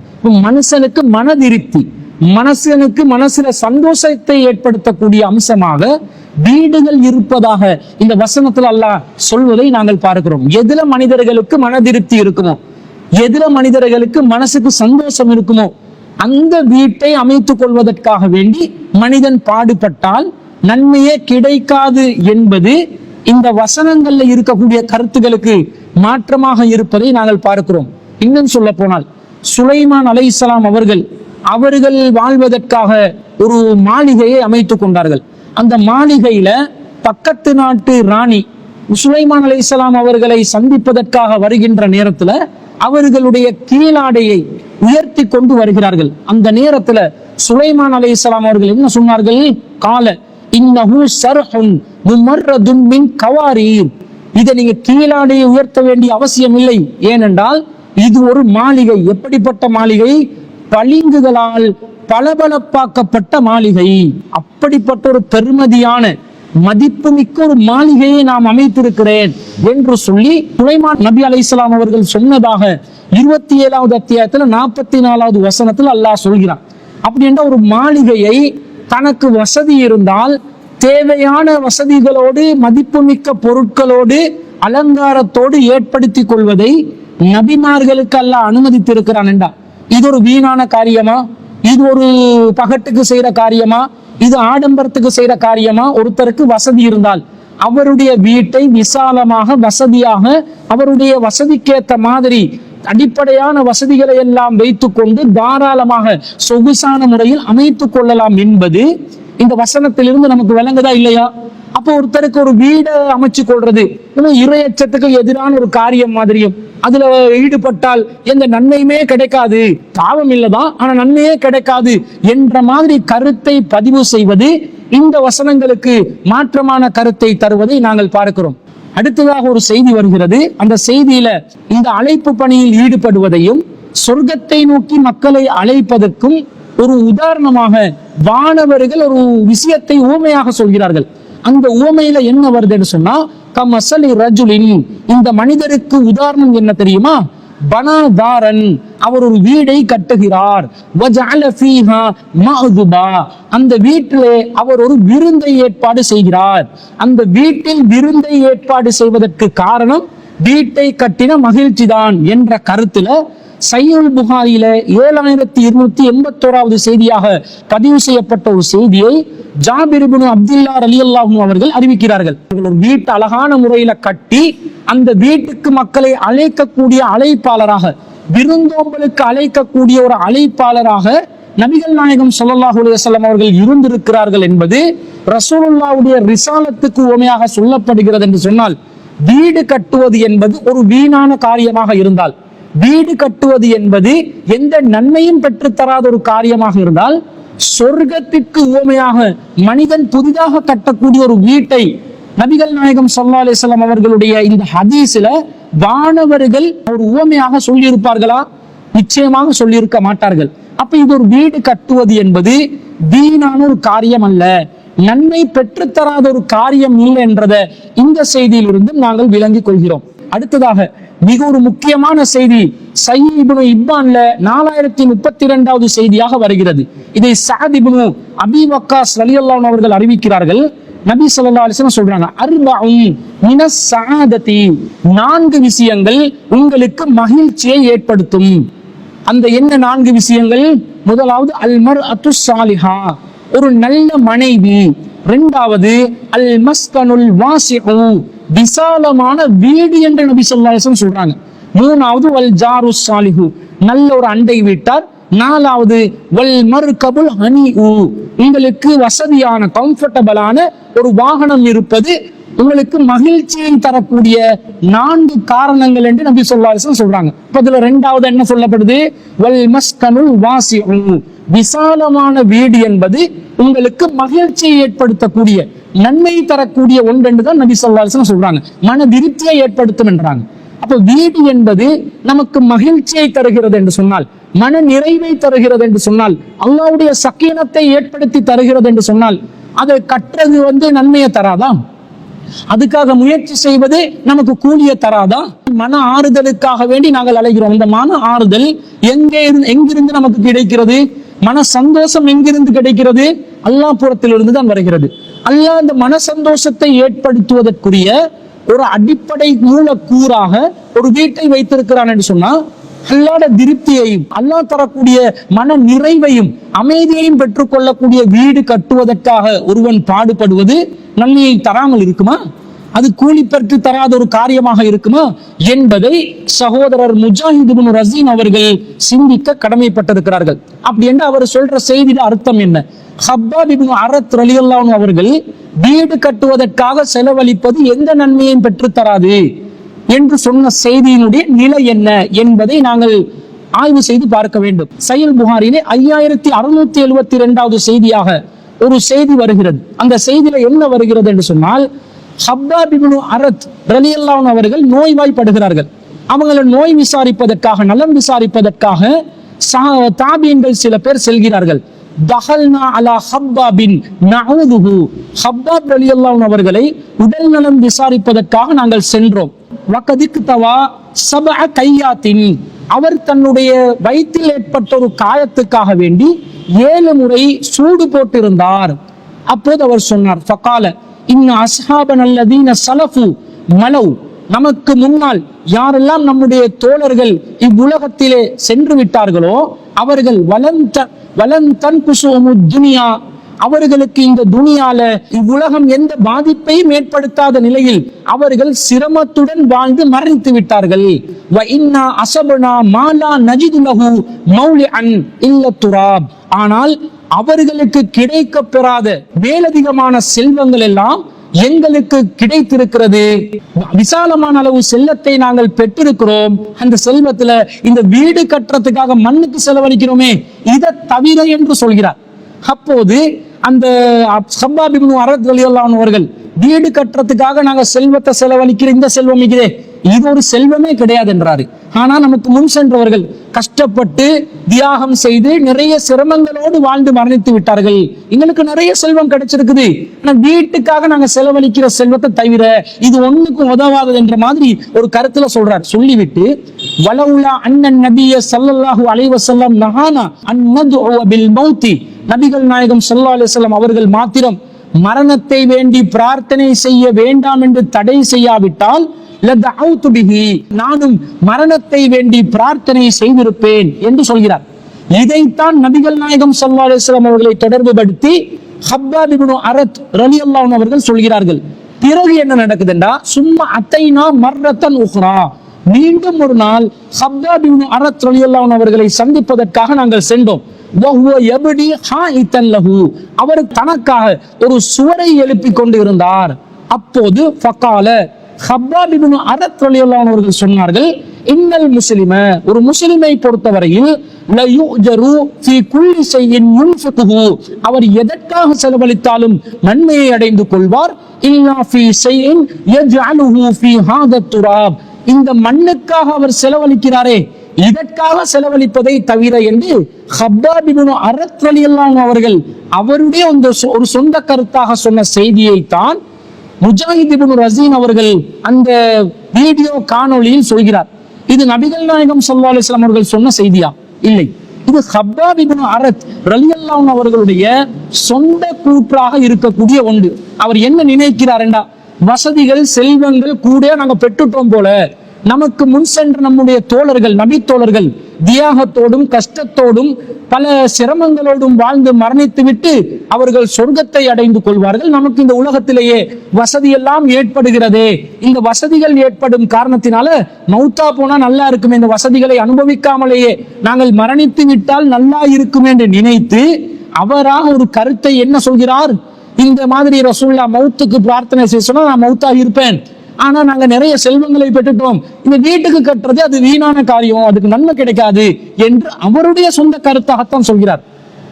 நபி ஸல்லல்லாஹு அலைஹி வஸல்லம் அவர்களை தொடர்பு படுத்தி மர்ஃபூஆன நிலையில் ரசூலுல்லாஹ்விடமிருந்து பெற்றுக்கொள்ளப்பட்ட ஒரு செய்தியாக, நபி மொழியாக, வஹீன் அடிப்படையில் வெளிப்பட்ட ஒரு வஹீயாக, நபி மொழியாக ஹப்பாப் இப்னு அரத் ரலியல்லாஹு அன்ஹு அவர்கள் இந்த செய்தியை சொல்லவில்லை என்பதை சகோதரர் முஜாஹித் இப்னு ரஸீன் அவர்கள் ஏன் கவனிக்கவில்லை? இதை ஏன் அவர் ஆய்வு செய்யவில்லை? அதில் தெளிவாக வருகிறது, சும்மா அத்தைனா மர்ரத்தன் உக்ரா, மீண்டும் ஒரு முறை நாங்கள் ஹப்பாப் இப்னு அரத் ரலியல்லாஹு அன்ஹு அவர்களை சந்திப்பதற்கு வந்தோம். வஹுவ யப்னி ஆஹிதன் லஹு, அவர் தனக்காக ஒரு சுவரை எழுப்பி இருந்தார். ஹப்பாப் ரலியல்லாஹு அன்ஹு அவர்கள் இந்த செய்தியை கூட எப்ப சொல்றாரா, அவர் ஒரு சுவரை எழுப்பி கொண்டு, மண்ணுக்கு செலவழிக்கிறது அர்த்தம் இல்ல, நன்மையே கிடைக்காது, நமக்கு முன் சென்ற நம் தோழர்கள் எல்லாம் நன்மையே அடைந்து விட்டார்கள் என்று சொல்லிட்டு இதுக்கு எந்த நன்மையும் கிடைக்காது, மண்ணுக்கு செலவழிக்கிறது அர்த்தமே இல்லை என்று சொல்லிக்கொண்டே ஒரு சுவரை எழுப்பினார் என்று வருது. அப்ப இந்த செய்தி நபிகள் நாயகம் ஸல்லல்லாஹு அலைஹி வஸல்லம் அவர்களிடமிருந்து பெற்றுக்கொண்ட ஒரு செய்தியாக இருந்தால் என்ன செய்தி? இன்னல் முஸ்லிம லா யூஜரு ஃபீ குல்லி ஷைஇன் யுன்ஃபிகுஹு இல்லா ஃபீ ஷைஇன் யஜ்அலுஹு ஃபீ துராப், ஒரு மூமின் எதற்கு செலவழித்தாலும் நன்மையை பெற்றுக் கொள்வார், இந்த மண்ணுக்கு செலவழிக்கிறத தவிர என்பது ரசூல் ஸல்லல்லாஹு அலைஹி வஸல்லம் அவர்களிடமிருந்து நேரடியாக பெற்றுக்கொண்ட ஒரு நபிமொழியாக இருந்தால், வஹீ மூலம் பெற்றுக்கொண்ட ஒரு செய்தியாக இருந்தால், ரசூலுல்லாஹ்வுடைய வாயிலிருந்து வந்த ஒரு சொல்லாக இருந்தா, இந்த செய்தியை சொல்லிக்கொண்டே, நபிமொழியை சொல்லிக்கொண்டே ஒரு சுவரை எழுப்பி இருப்பாரா? எது நன்மையே தராதென்று ரசூலுல்லாஹ் சொன்னாங்களோ அதை சொல்லிக்கொண்டே, நன்மை தராத ஒரு காரியத்தை ரசூலுல்லாஹ் சொல்லிட்டாங்க, இதுக்கு செலவழிக்கிறது அர்த்தமே இல்லை, நமக்கு முன் சென்றவங்க இப்படி வசதிகளை காணவும் இல்லை என்று நான் மௌத்தா போக நினைக்கிறேன், இதை நான் பிரார்த்தனை செஞ்சிருப்பேன் ரசூலுல்லாஹ் தடை செய்யாவிட்டால் என்று சொல்லிக்கொண்டே ஒரு சுவரை எழுப்பி இருப்பாரா? சுவரை எழுப்புறது அர்த்தம் இல்லை என்று சொல்லி அவர் விளங்கி கொண்டே அந்த சுவரை எழுப்பினார் என்று இந்த செய்தி வருகிறது. அது எப்படி இருக்குது தெரியுமா? ரசூலுல்லாஹ் சொன்னதாக இந்த செய்தி வந்திருந்தால் ரசூலுல்லாஹ் சொன்ன செய்தியை கேலி செய்யற மாதிரி ஒரு நிலையா இல்லையா? ரசூலுல்லாஹ் சுவரை எழுப்புறதெல்லாம் வீடு கட்டுறதெல்லாம் வீணான காரியம் என்றாங்க, ஆனா நான் வீணான காரியத்தை செய்வேன், ஆனா ரசூலுல்லாஹ் சொன்ன செய்தியையும் சொல்லுவேன் என்றா இது நபி மொழி ஒரு கிண்டல் பண்ற மாதிரி, அதை ஒரு நையாண்டி பண்ற மாதிரி ஒரு நிலையா இல்லையா? அப்ப ஹப்பாப் இப்னு அரத் ரலியல்லாஹு அன்ஹு அவர்கள் அந்த மாதிரி ஒரு நிலையில் நபி மொழி ஒன்றை கடைபிடிப்பாரா? நபி தோழர்களுடைய பொதுவான அடிப்படை என்ன? எதை சொல்வார்களோ, நபி மொழியாக எதை அறிவிப்பார்களோ அதை அவர்களுடைய வாழ்க்கையில கடைபிடிப்பார்களா இல்லையா? மண்ணுக்கு செலவழிக்கிறதுல அர்த்தமே இல்லை, நன்மையே கிடைக்காது என்று சொல்லிட்டு ரசூலுல்லாஹ் இதுக்காக பாடுபட வேணாம் என்று சொன்ன மாதிரி ஒரு கருத்தை பதிவு செஞ்சுட்டு அவரே ஒரு சவரை எழுப்பி இருப்பாரா? எழுப்பி இருக்க மாட்டார். அப்ப இது நபி மொழி அல்ல, இது ஹப்பாப் பின் அரத் ரலியல்லாஹு அன்ஹு அவர்களுடைய தனிப்பட்ட ஒரு கருத்தாகத்தான் இந்த புகாரியில் வரக்கூடிய செய்தியை நாங்கள் பார்க்கிறோம். இதே கருத்துல திருமிதியில 2407வது செய்தியாக ஒரு செய்தி வருகிறது. அதுல இதே ஹப்பாப் இப்னு அரத் ரலியல்லாஹு அன்ஹு அவர்கள் சொன்னதாக ஹாரிசா இப்னு முவர்ரிப் என்று சொல்லக்கூடிய ஒரு தாபி அறிவிக்கிறார். அத்தைனா ஹப்பாபன் நஊதுஹு வகத் இக்தவா சபஅ கையாத். ஹப்பாப் இப்னு அரத் ரலியல்லாஹு அன்ஹு அவர்கள் தனது வயிற்றில் 7 முறை சூடு போட்டிருக்கக்கூடிய நிலையில் நாங்கள் அவரிடம் சென்றோம். அப்போது லக்கது தவாலா மரலி, அவருடைய அந்த நோயின் காரணமாக, வேதனையின் காரணமாக அவர் என்ன சொன்னார் தெரியுமா? வலவுலா அன்னி சமயத்து ரசூலுல்லாஹி ஸல்லல்லாஹு அலைஹி வஸல்லம் யகூல், நான் ரசூலுல்லாஹ் சொன்ன செய்தி ஒன்றை மாத்திரம் கேட்டிராவிட்டால் லா தமன்னவுல் மௌத லதமன்னைது, மௌத்தை மாத்திரம் பிரார்த்தனை செய்ய வேண்டாம் என்று ரசூலுல்லாஹ் சொன்ன செய்தியை மாத்திரம் நான் செவிமடுக்காமல் இருந்திருந்தால் லதமன்னைது, நானும் மரணத்தை வேண்டி பிரார்த்தனை செய்திருப்பேன் என்று சொல்கிறார். அப்ப ரசூலுல்லாஹ்வை தொடர்புபடுத்தி மர்ஃபூஆன நிலையில் ஹப்பாப் இப்னு அரத் ரலியல்லாஹு அன்ஹு சொல்லக்கூடிய செய்தி இந்த மரணத்தை வேண்ட வேண்டாம் என்பதுதான். அதற்கு பிறகு வகால, மேலும் ஹப்பாப் அவர்கள் சொன்னார்கள், யூஜரு ரஜுலு ஃபீ நஃபகதிஹி குல்லிஹா இல்ல துராப், ஒரு மனிதனுக்கு எதற்காக வேண்டி அவன் செலவழித்தாலும் அவன் நன்மையை பெற்றுக் கொள்வான். இல்ல துராப், இந்த மண்ணுக்காக, வீட்டுக்காக, கட்டிடத்துக்காக செலவழிப்பதை தவிர, அவ் கால ஃபில் பினா, அல்லது கட்டிடம் என்று அவர் சொன்னார் என்று இந்த திருமிதியில செய்தி வருது. திருமிதி செய்தியிலும் ஹப்பாப் இப்னு அரத் ரலியல்லாஹு அன்ஹு அவர்களுடைய சொந்த கூற்றாகத்தான் பதிவு செய்யப்படுகிறது. ரசூலுல்லாஹ்வை தொடர்புபடுத்தி சொல்லக்கூடிய செய்தியில மரணத்தை விரும்ப வேண்டாம் என்றுதான் வருகிறதே தவிர, மண்ணுக்காக செலவழிப்பதை தவிர மற்றவற்றுக்கு அல்லாஹ் கூலி தருவான் என்று சொன்னதாக வரவில்லை. அப்ப இந்த செய்தியில இது ஹப்பாப் ரலியல்லாஹு அன்ஹு அவர்களுடைய தனிப்பட்ட செய்தியாக பார்க்கிறோம். மேலும் இந்த அறிவிப்பாளர் வரிசையிலும், இந்த ஹதீஸ்ல வரக்கூடிய அறிவிப்பாளர் வரிசையிலும் குளறுபடி இருக்கிறது. இதை யார் அறிவிக்கிறார் என்றா, ஹப்பாப் ரலியல்லாஹு அன்ஹு அவர்களுடைய இந்த செய்தி ஹாரிசா இப்னு முவர்ரிப் என்று சொல்லக்கூடிய தாபி ஒருவர் அறிவிக்கிறார். அவரிடமிருந்து அபி இஸ்ஹாக் என்பவர் தான் கேட்கிறார். அவரிடமிருந்து ஷரீக் என்பவர் கேட்கிறார். இந்த ஷரீக் என்பவரும் அபு இஸ்ஹாக் என்பவரும் ததிலை செய்யக்கூடியவர்கள். ததிலை செய்யறா இருட்டடிப்பு செய்வாங்க. நேரடியாக யாரிடமிருந்து செவிமடுத்தார்களோ அந்த ஆக்களை வைத்து சொல்லாமல், செவிமடுத்த அறிவிப்பாளர்களை வைத்து சொல்லாம, அவங்க செவிமடுக்காமலேயே ஒரு அறிவிப்பாளரை தொட்டு அறிவிப்பாங்க. அப்ப இடையில யாராவது ஒரு அறிவிப்பாளர் விடுபட்டு இருப்பார். அப்ப இருட்டடிப்பு செஞ்சு தனக்கு யாரு சொன்னார் என்ற செய்தியை அவங்க விட்டு விட்டு அறிவிக்கக்கூடிய நிலையில் தான் ஷரீக் என்பவர் இருக்கிறார், அபு இஸ்ஹாக் என்பவர் இருக்கிறார். அப்ப இப்படி ததிலை செய்யக்கூடிய நிலையில் இருப்பவர்களை எந்த மாதிரி நிலையில ஏற்றுக்கொள்ளலாம் என்று சொன்னா, அண்ணென்ற வார்த்தையில் அவங்க போட்டா ஏற்றுக்கொள்ள மாட்டாங்க. இது எல்லாருக்கும் தெரியும், முஜாஹித் இப்னு ரஸீன் அவர்களுக்கும் தெரியும். அன் என்ற வார்த்தையை பயன்படுத்தி அவர்கள் ஒரு செய்தியை சொன்னால் ஏற்றுக்கொள்ள மாட்டார்கள். சமயத்து என்று நேரடியாக கேட்டதற்குரிய வாசகம் இருந்தால்தான் ததிலை செய்பவர்களுடைய ஹதீசுகளை ஏற்றுக்கொள்வார்கள். அப்ப இங்கே ஷரீக் என்பவர் ததிலை செய்கிற ஒருவர், அவர் அபு இஸ்ஹாக் என்பவரிடம் அறிவிப்பதாக வருகிறது, அன் என்றுதான் வருகிறது. அஹ்பர்னா ஷரீக்குன் அன் அபி இஸ்ஹாக், அபி இஸ்ஹாக் என்பவரிடமிருந்து ஷரீக் அவரிடமிருந்து அறிவிக்கிறார். அப்ப அவரிடமிருந்து கேட்டன் என்ற வார்த்தை வரல. அப்ப அபு இஸ்ஹாக் என்பவரும் ஹாரிசா இப்னு முவர்ரிப் என்று சொல்லக்கூடியவரிடமிருந்து நேரடியா செவிமடுத்ததா வரல, அவரும் அன் என்றுதான் அறிவிக்கிறார். அன் ஹாரிசத் இப்னு முவர்ரிப் என்று வருகிறது. அப்ப இவரும் ததிலை செய்பவர் என்றதனால இந்த செய்தியும் பலவீனமான செய்தியாக இருக்கிறது. சஹி என்று வைத்துக் கொண்டாலும் அது ஹப்பாப் இப்னு அரத் ரலியல்லாஹு அன்ஹு அவர்களுடைய தனிப்பட்ட கூற்றாக இருப்பதை பார்க்கிறோம். இதே வாசகம் உள்ள ஹதீஸ இப்னு மாஜால 4153வது செய்தியா வருகிறது. இதே ஷரீக் என்பவரும் அபு இஸ்ஹாக் என்பவரும் இந்த செய்திகளில் இடம்பெறுவதனால இவர்கள் இருவரும் ததிலை செய்பவர்கள் என்பதனால அன்போட்டு அறிவித்ததனால இந்த செய்தியும் பலவீனமான செய்தியாக வருகிறது. இந்த செய்தியிலும் இப்னு மாஜா செய்தியிலும் ஹப்பாப் இப்னு அரத் ரலியல்லாஹு அன்ஹு அவர்களுடைய தனிப்பட்ட கூற்றாக வருவதை நாங்கள் பார்க்கிறோம். அதே போன்று தபரானியில் மோஜமுல் கபீர்ல ஒரு செய்தி வருகிறது. அதே போன்று இப்னு ஹிப்பான்ல ஒரு அறிவிப்பு வருகிறது. இந்த எல்லா அறிவிப்புகளையும் பலவீனங்கள் நிறைந்திருப்பதை நாம் பார்க்கிறோம். அது மாத்திரமல்லாமல் இன்னொரு கருத்துல ஒரு செய்தி வருது. எப்படி வருது என்று சொன்னா, ரசூல் ஸல்லல்லாஹு அலைஹி வஸல்லம் சொன்னதாக அனஸ் இப்னு மாலிக் ரலியல்லாஹு அன்ஹு அவர்கள் அறிவிக்கக்கூடிய ஒரு செய்தி. இது எதுல வருதுன்னு சொன்னா அபூதாவுதுல 4559வது செய்தியாக வருகிறது. அன்ன ரசூலுல்லாஹி ஸல்லல்லாஹு அலைஹி வஸல்லம் ஹரஜ, ரசூல் ஸல்லல்லாஹு அலைஹி வஸல்லம் வெளியேறினார்கள், ஒரு பயணத்துல வெளியேறாங்க. ஃபரஆ குப்பத்தன் முஸ்ரிஃபத்தன், அவர் ஒரு விசாலமான உயர்த்தப்பட்ட ஒரு குப்பாவை காணுகிறார்கள். குப்பா என்று சொன்னா உங்களுக்கு தெரியும், ஒரு குவி மாடம், ஒரு குப்பாவை காணுகிறார்கள். அந்த குப்பாவை காண்டோடனே ஃபகால மா ஹாதிஹி, இது என்னன்னு கேட்கிறாங்க. அப்போ காலலஹு அஸ்ஹாபு, சஹாபாக்கள் சொல்றாங்க, ஆதிஹி லி ஃபுலானின் ரஜுலின் மினல் அன்சார், இது இந்த அன்சாரை சேர்ந்த, அன்சாரிகளை சேர்ந்த இந்த மனிதருக்குரிய ஒரு குப்பா. ஒருவர் வீடை கட்டி ஒரு குப்பாவையும் சேர்த்து மேலதிகமா கட்டி வச்சிருக்கிறார், அன்சாரிகள் ஒருவர். அதை ரசூல்லா கண்டோன்னு ஏண்டாண்டு கேட்கிறாங்க, இது அன்சாரிகள் ஒருத்தர் கட்டி இருக்கிற குப்பான்றாங்க. ஃபகால ஃபசகத வஹமலஹா ஃபீ நஃப்ஸிஹி, ரசூல்லா மௌனமா இருக்கிறாங்க, தன்னுடைய உள்ளத்தில் அப்படியே ஒரு செய்தியை வைத்துக் கொள்கிறார்கள். அத்தா இதா ஜாஹ சாஹிபுஹா ரசூலுல்லாஹி ஸல்லல்லாஹு அலைஹி வஸல்லம், அப்போது அந்த தோழர் ரசூல் ஸல்லல்லாஹு அலைஹி வஸல்லம் அவர்களிடம் வருகிறார்கள். யுஸல்லிமு அலைஹி ஃபின்னாசி, மக்கள் மத்தியிலே இருந்து ரசூலுல்லாஹ்வுக்கு சலாம் சொல்கிறார்கள். அஅரல அன்ஹு சனஅ ذلك மிராரன், ஆனா ரசூலுல்லாஹ் அவரை கண்டு கொள்ளவில்லை, அலட்சியம் செய்தார்கள். சனஅ ذلك மிராரன், அவர் மீண்டும் மீண்டும் இதை செய்தார். ஹத்தா அரஃபர் ரஜுலுல் கலப ஃபீஹி வல் இஅரால் அன்ஹு, எதுவரைக்கும் இந்த காரியம் நடக்குதுண்டா, ரசூல் ஸல்லல்லாஹு அலைஹி வஸல்லம் முகத்துல ஒரு எதிர்ப்பும் ஒரு கோபமும் இவரை அலட்சியம் செய்யும் போக்கும் காணும் வரைக்கும் இதை தொடர்ச்சியாக செய்தார்கள். அந்த அன்சாரி தோழர் சஹாபாக்களிடம் கவலைப்பட்டு இதை முறையிடுகிறார்கள்.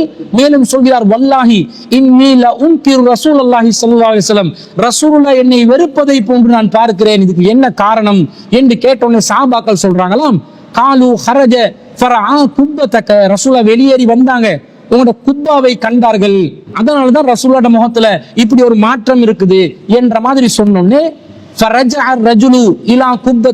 அந்த மனிதர் அன்சாரி தோழர் அவருடைய குப்பாவுக்கு செல்கிறார். அதை உடைத்து பூமி அளவுக்கு தரைமட்டமாக்குகிறார். இன்னொரு நாள் ரசூல் ஸல்லல்லாஹு அலைஹி வஸல்லம் வருகிறார். ஃபலம் யரஹா, அந்த குப்பாவை காணவில்லை. மேல அப்ப ரசூலா கேட்கிறாங்க, மா ஃபஅலத்தில் குப்பத்து, இந்த குப்பாவுக்கு என்ன நடந்தது என்று கேட்டோன்னே, காலு சகா இலைனா சாய்புஹா ஏ அராலக அன்ஹு, ரசூல் ஸல்லல்லாஹு அலைஹி வஸல்லம் உங்களுடைய அந்த அலட்சியத்தை, ஒரு நபி தோழரை நீங்க அலட்சியம் செய்தீர்களே, அதை ஒரு உங்களுடைய தோழர் அறிந்து கொண்டார், அதை பற்றி கவலைப்பட்டார். நாங்க இந்த செய்தியை, குப்பா சம்பந்தப்பட்ட செய்தி அவருக்கு அறிவிச்சோன்னே அவர் அதை தரைமட்டமாக்கி விட்டார், உடைத்து விட்டார். அப்ப ரசூல் ஸல்லல்லாஹு அலைஹி வஸல்லம் சொன்னாங்களாம், அம்மா இன்ன குல்ல பினாஇன் வபாலுன் அலா சாஹிபிஹி இல்லா மாலா இல்லா மாலா, ரசூல் ஸல்லல்லாஹு அலைஹி வஸல்லம் சொன்னார்களாம், ஒருவர் எந்த கட்டிடம் கட்டினாலும் அந்த உரிமையாளருக்கு அது சுமைதான், அவசியம் இல்லாததை செய்வதை தவிர என்று நபி ஸல்லல்லாஹு அலைஹி வஸல்லம் அவர்கள் சொன்னார்கள் என்று வருது. அப்ப ஒரு கட்டிடம் கட்டுறதுல ஒரு சுமைதான், தேவையில்லாத வேலைதான் என்ற மாதிரி ரசூல் ஸல்லல்லாஹு அலைஹி வஸல்லம் அவர்கள் சொன்னதாக அனஸ் ரலியல்லாஹு அன்ஹு அவர்கள் அறிவிக்கக்கூடிய செய்திதான் இந்த அபூதாவுதுல வரக்கூடிய செய்தி. இந்த செய்தியும் இந்த முஜாஹித் இப்னு ரஸீன் போன்றவர்கள் சொல்லக்கூடிய கருத்துக்கு ஒரு முட்டு கொடுக்கக்கூடிய ஒரு செய்தியாக இருக்கிறது. இந்த செய்தியுடைய நிலையை பார்த்தால் இதுவும் ஒரு பலவீனமான செய்தி.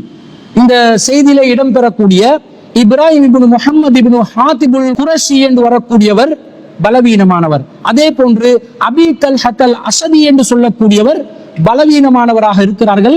எனவே இந்த செய்தி பலவீனமான செய்தியா இருக்குது. அடுத்து இந்த செய்தியில பாருங்க என்ன கருத்து வருது. ஒரு நபி தோழர் ஒரு குப்பாவை கட்டுறாரு, அவர் கட்டி இருக்கிறார், அவருக்கு தேவையானதுக்கு அவர் கட்டி இருப்பாருன்னு வைங்க. இதை ரசூல் ஸல்லல்லாஹு அலைஹி வஸல்லம் கண்ட உடனே அந்த நபி தோழர் சலாம் சொன்னா பதில் சொல்லாத அளவுக்கு நபி ஸல்லல்லாஹு அலைஹி வஸல்லம் அவர்கள் அந்த நபி தோழரை புறக்கணிக்கிறார்கள், முகத்தில் கோபத்தை வெளிப்படுத்துகிறார்கள், ரசூல் ஸல்லல்லாஹு அலைஹி வஸல்லம் அவரை அலட்சியம் செய்கிறார்கள். இதை தாங்க முடியாம குறித்த அன்சாரி தோழர் என்ன செய்கிறார், தான் கட்டின குப்பாவை தரமட்டமாக்குறார்.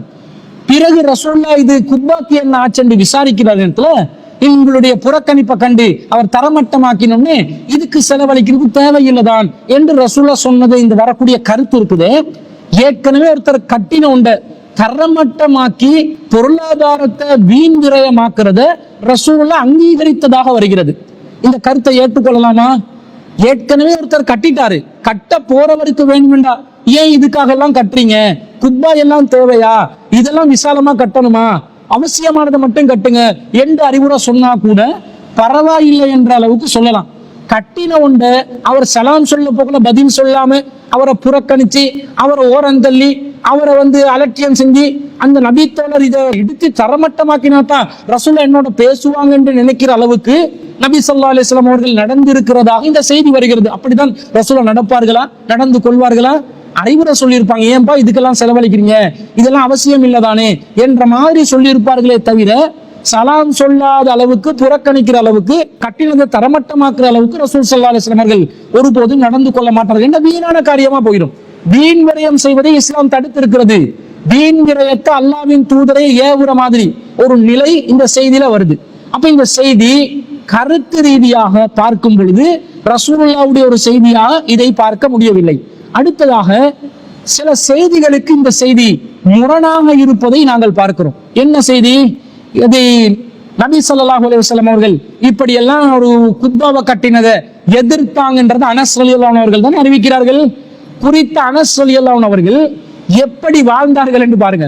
புகாரில 7510வது செய்தியில ரசூலுல்லாஹ்வுக்கு பிறகு பஸ்ரால சிலர் ஒன்று கூடி அனஸ் ரலியல்லாஹு அன்ஹு அவர்களை சந்திக்கணும் என்று சொல்லி முடிவெடுக்கிறாங்க. அப்ப என்ன செய்யறாங்கன்றா, கால இஜ்தமஅனா நாஸுன் மின் அஹ்லில் பஸ்ரா, பஸ்ராவை சேர்ந்த சிலர் ஒன்று கூடுகிறார்கள். கூடி ஃபதஹப்னா இலா அனஸ் இப்னு மாலிக், அனஸ் இப்னு மாலிக் ரலியல்லாஹு அன்ஹு அவர்களிடம் சென்றார்கள். வதஹப்னா மஅனா பிசாபித்தில் புனானி இலைஹி, சாபித் அல் புனானி என்று சொல்லக்கூடியவரும் வந்தார். யஸ்அலு லனா அன் ஹதீஸி ஸஃபா, நாங்க அனஸ் ரலியல்லாஹு அன்ஹு கிட்ட ஸஃபாத் சம்பந்தப்பட்ட ஹதீஸை கேட்கிறதுக்கு தான் சென்றோம்.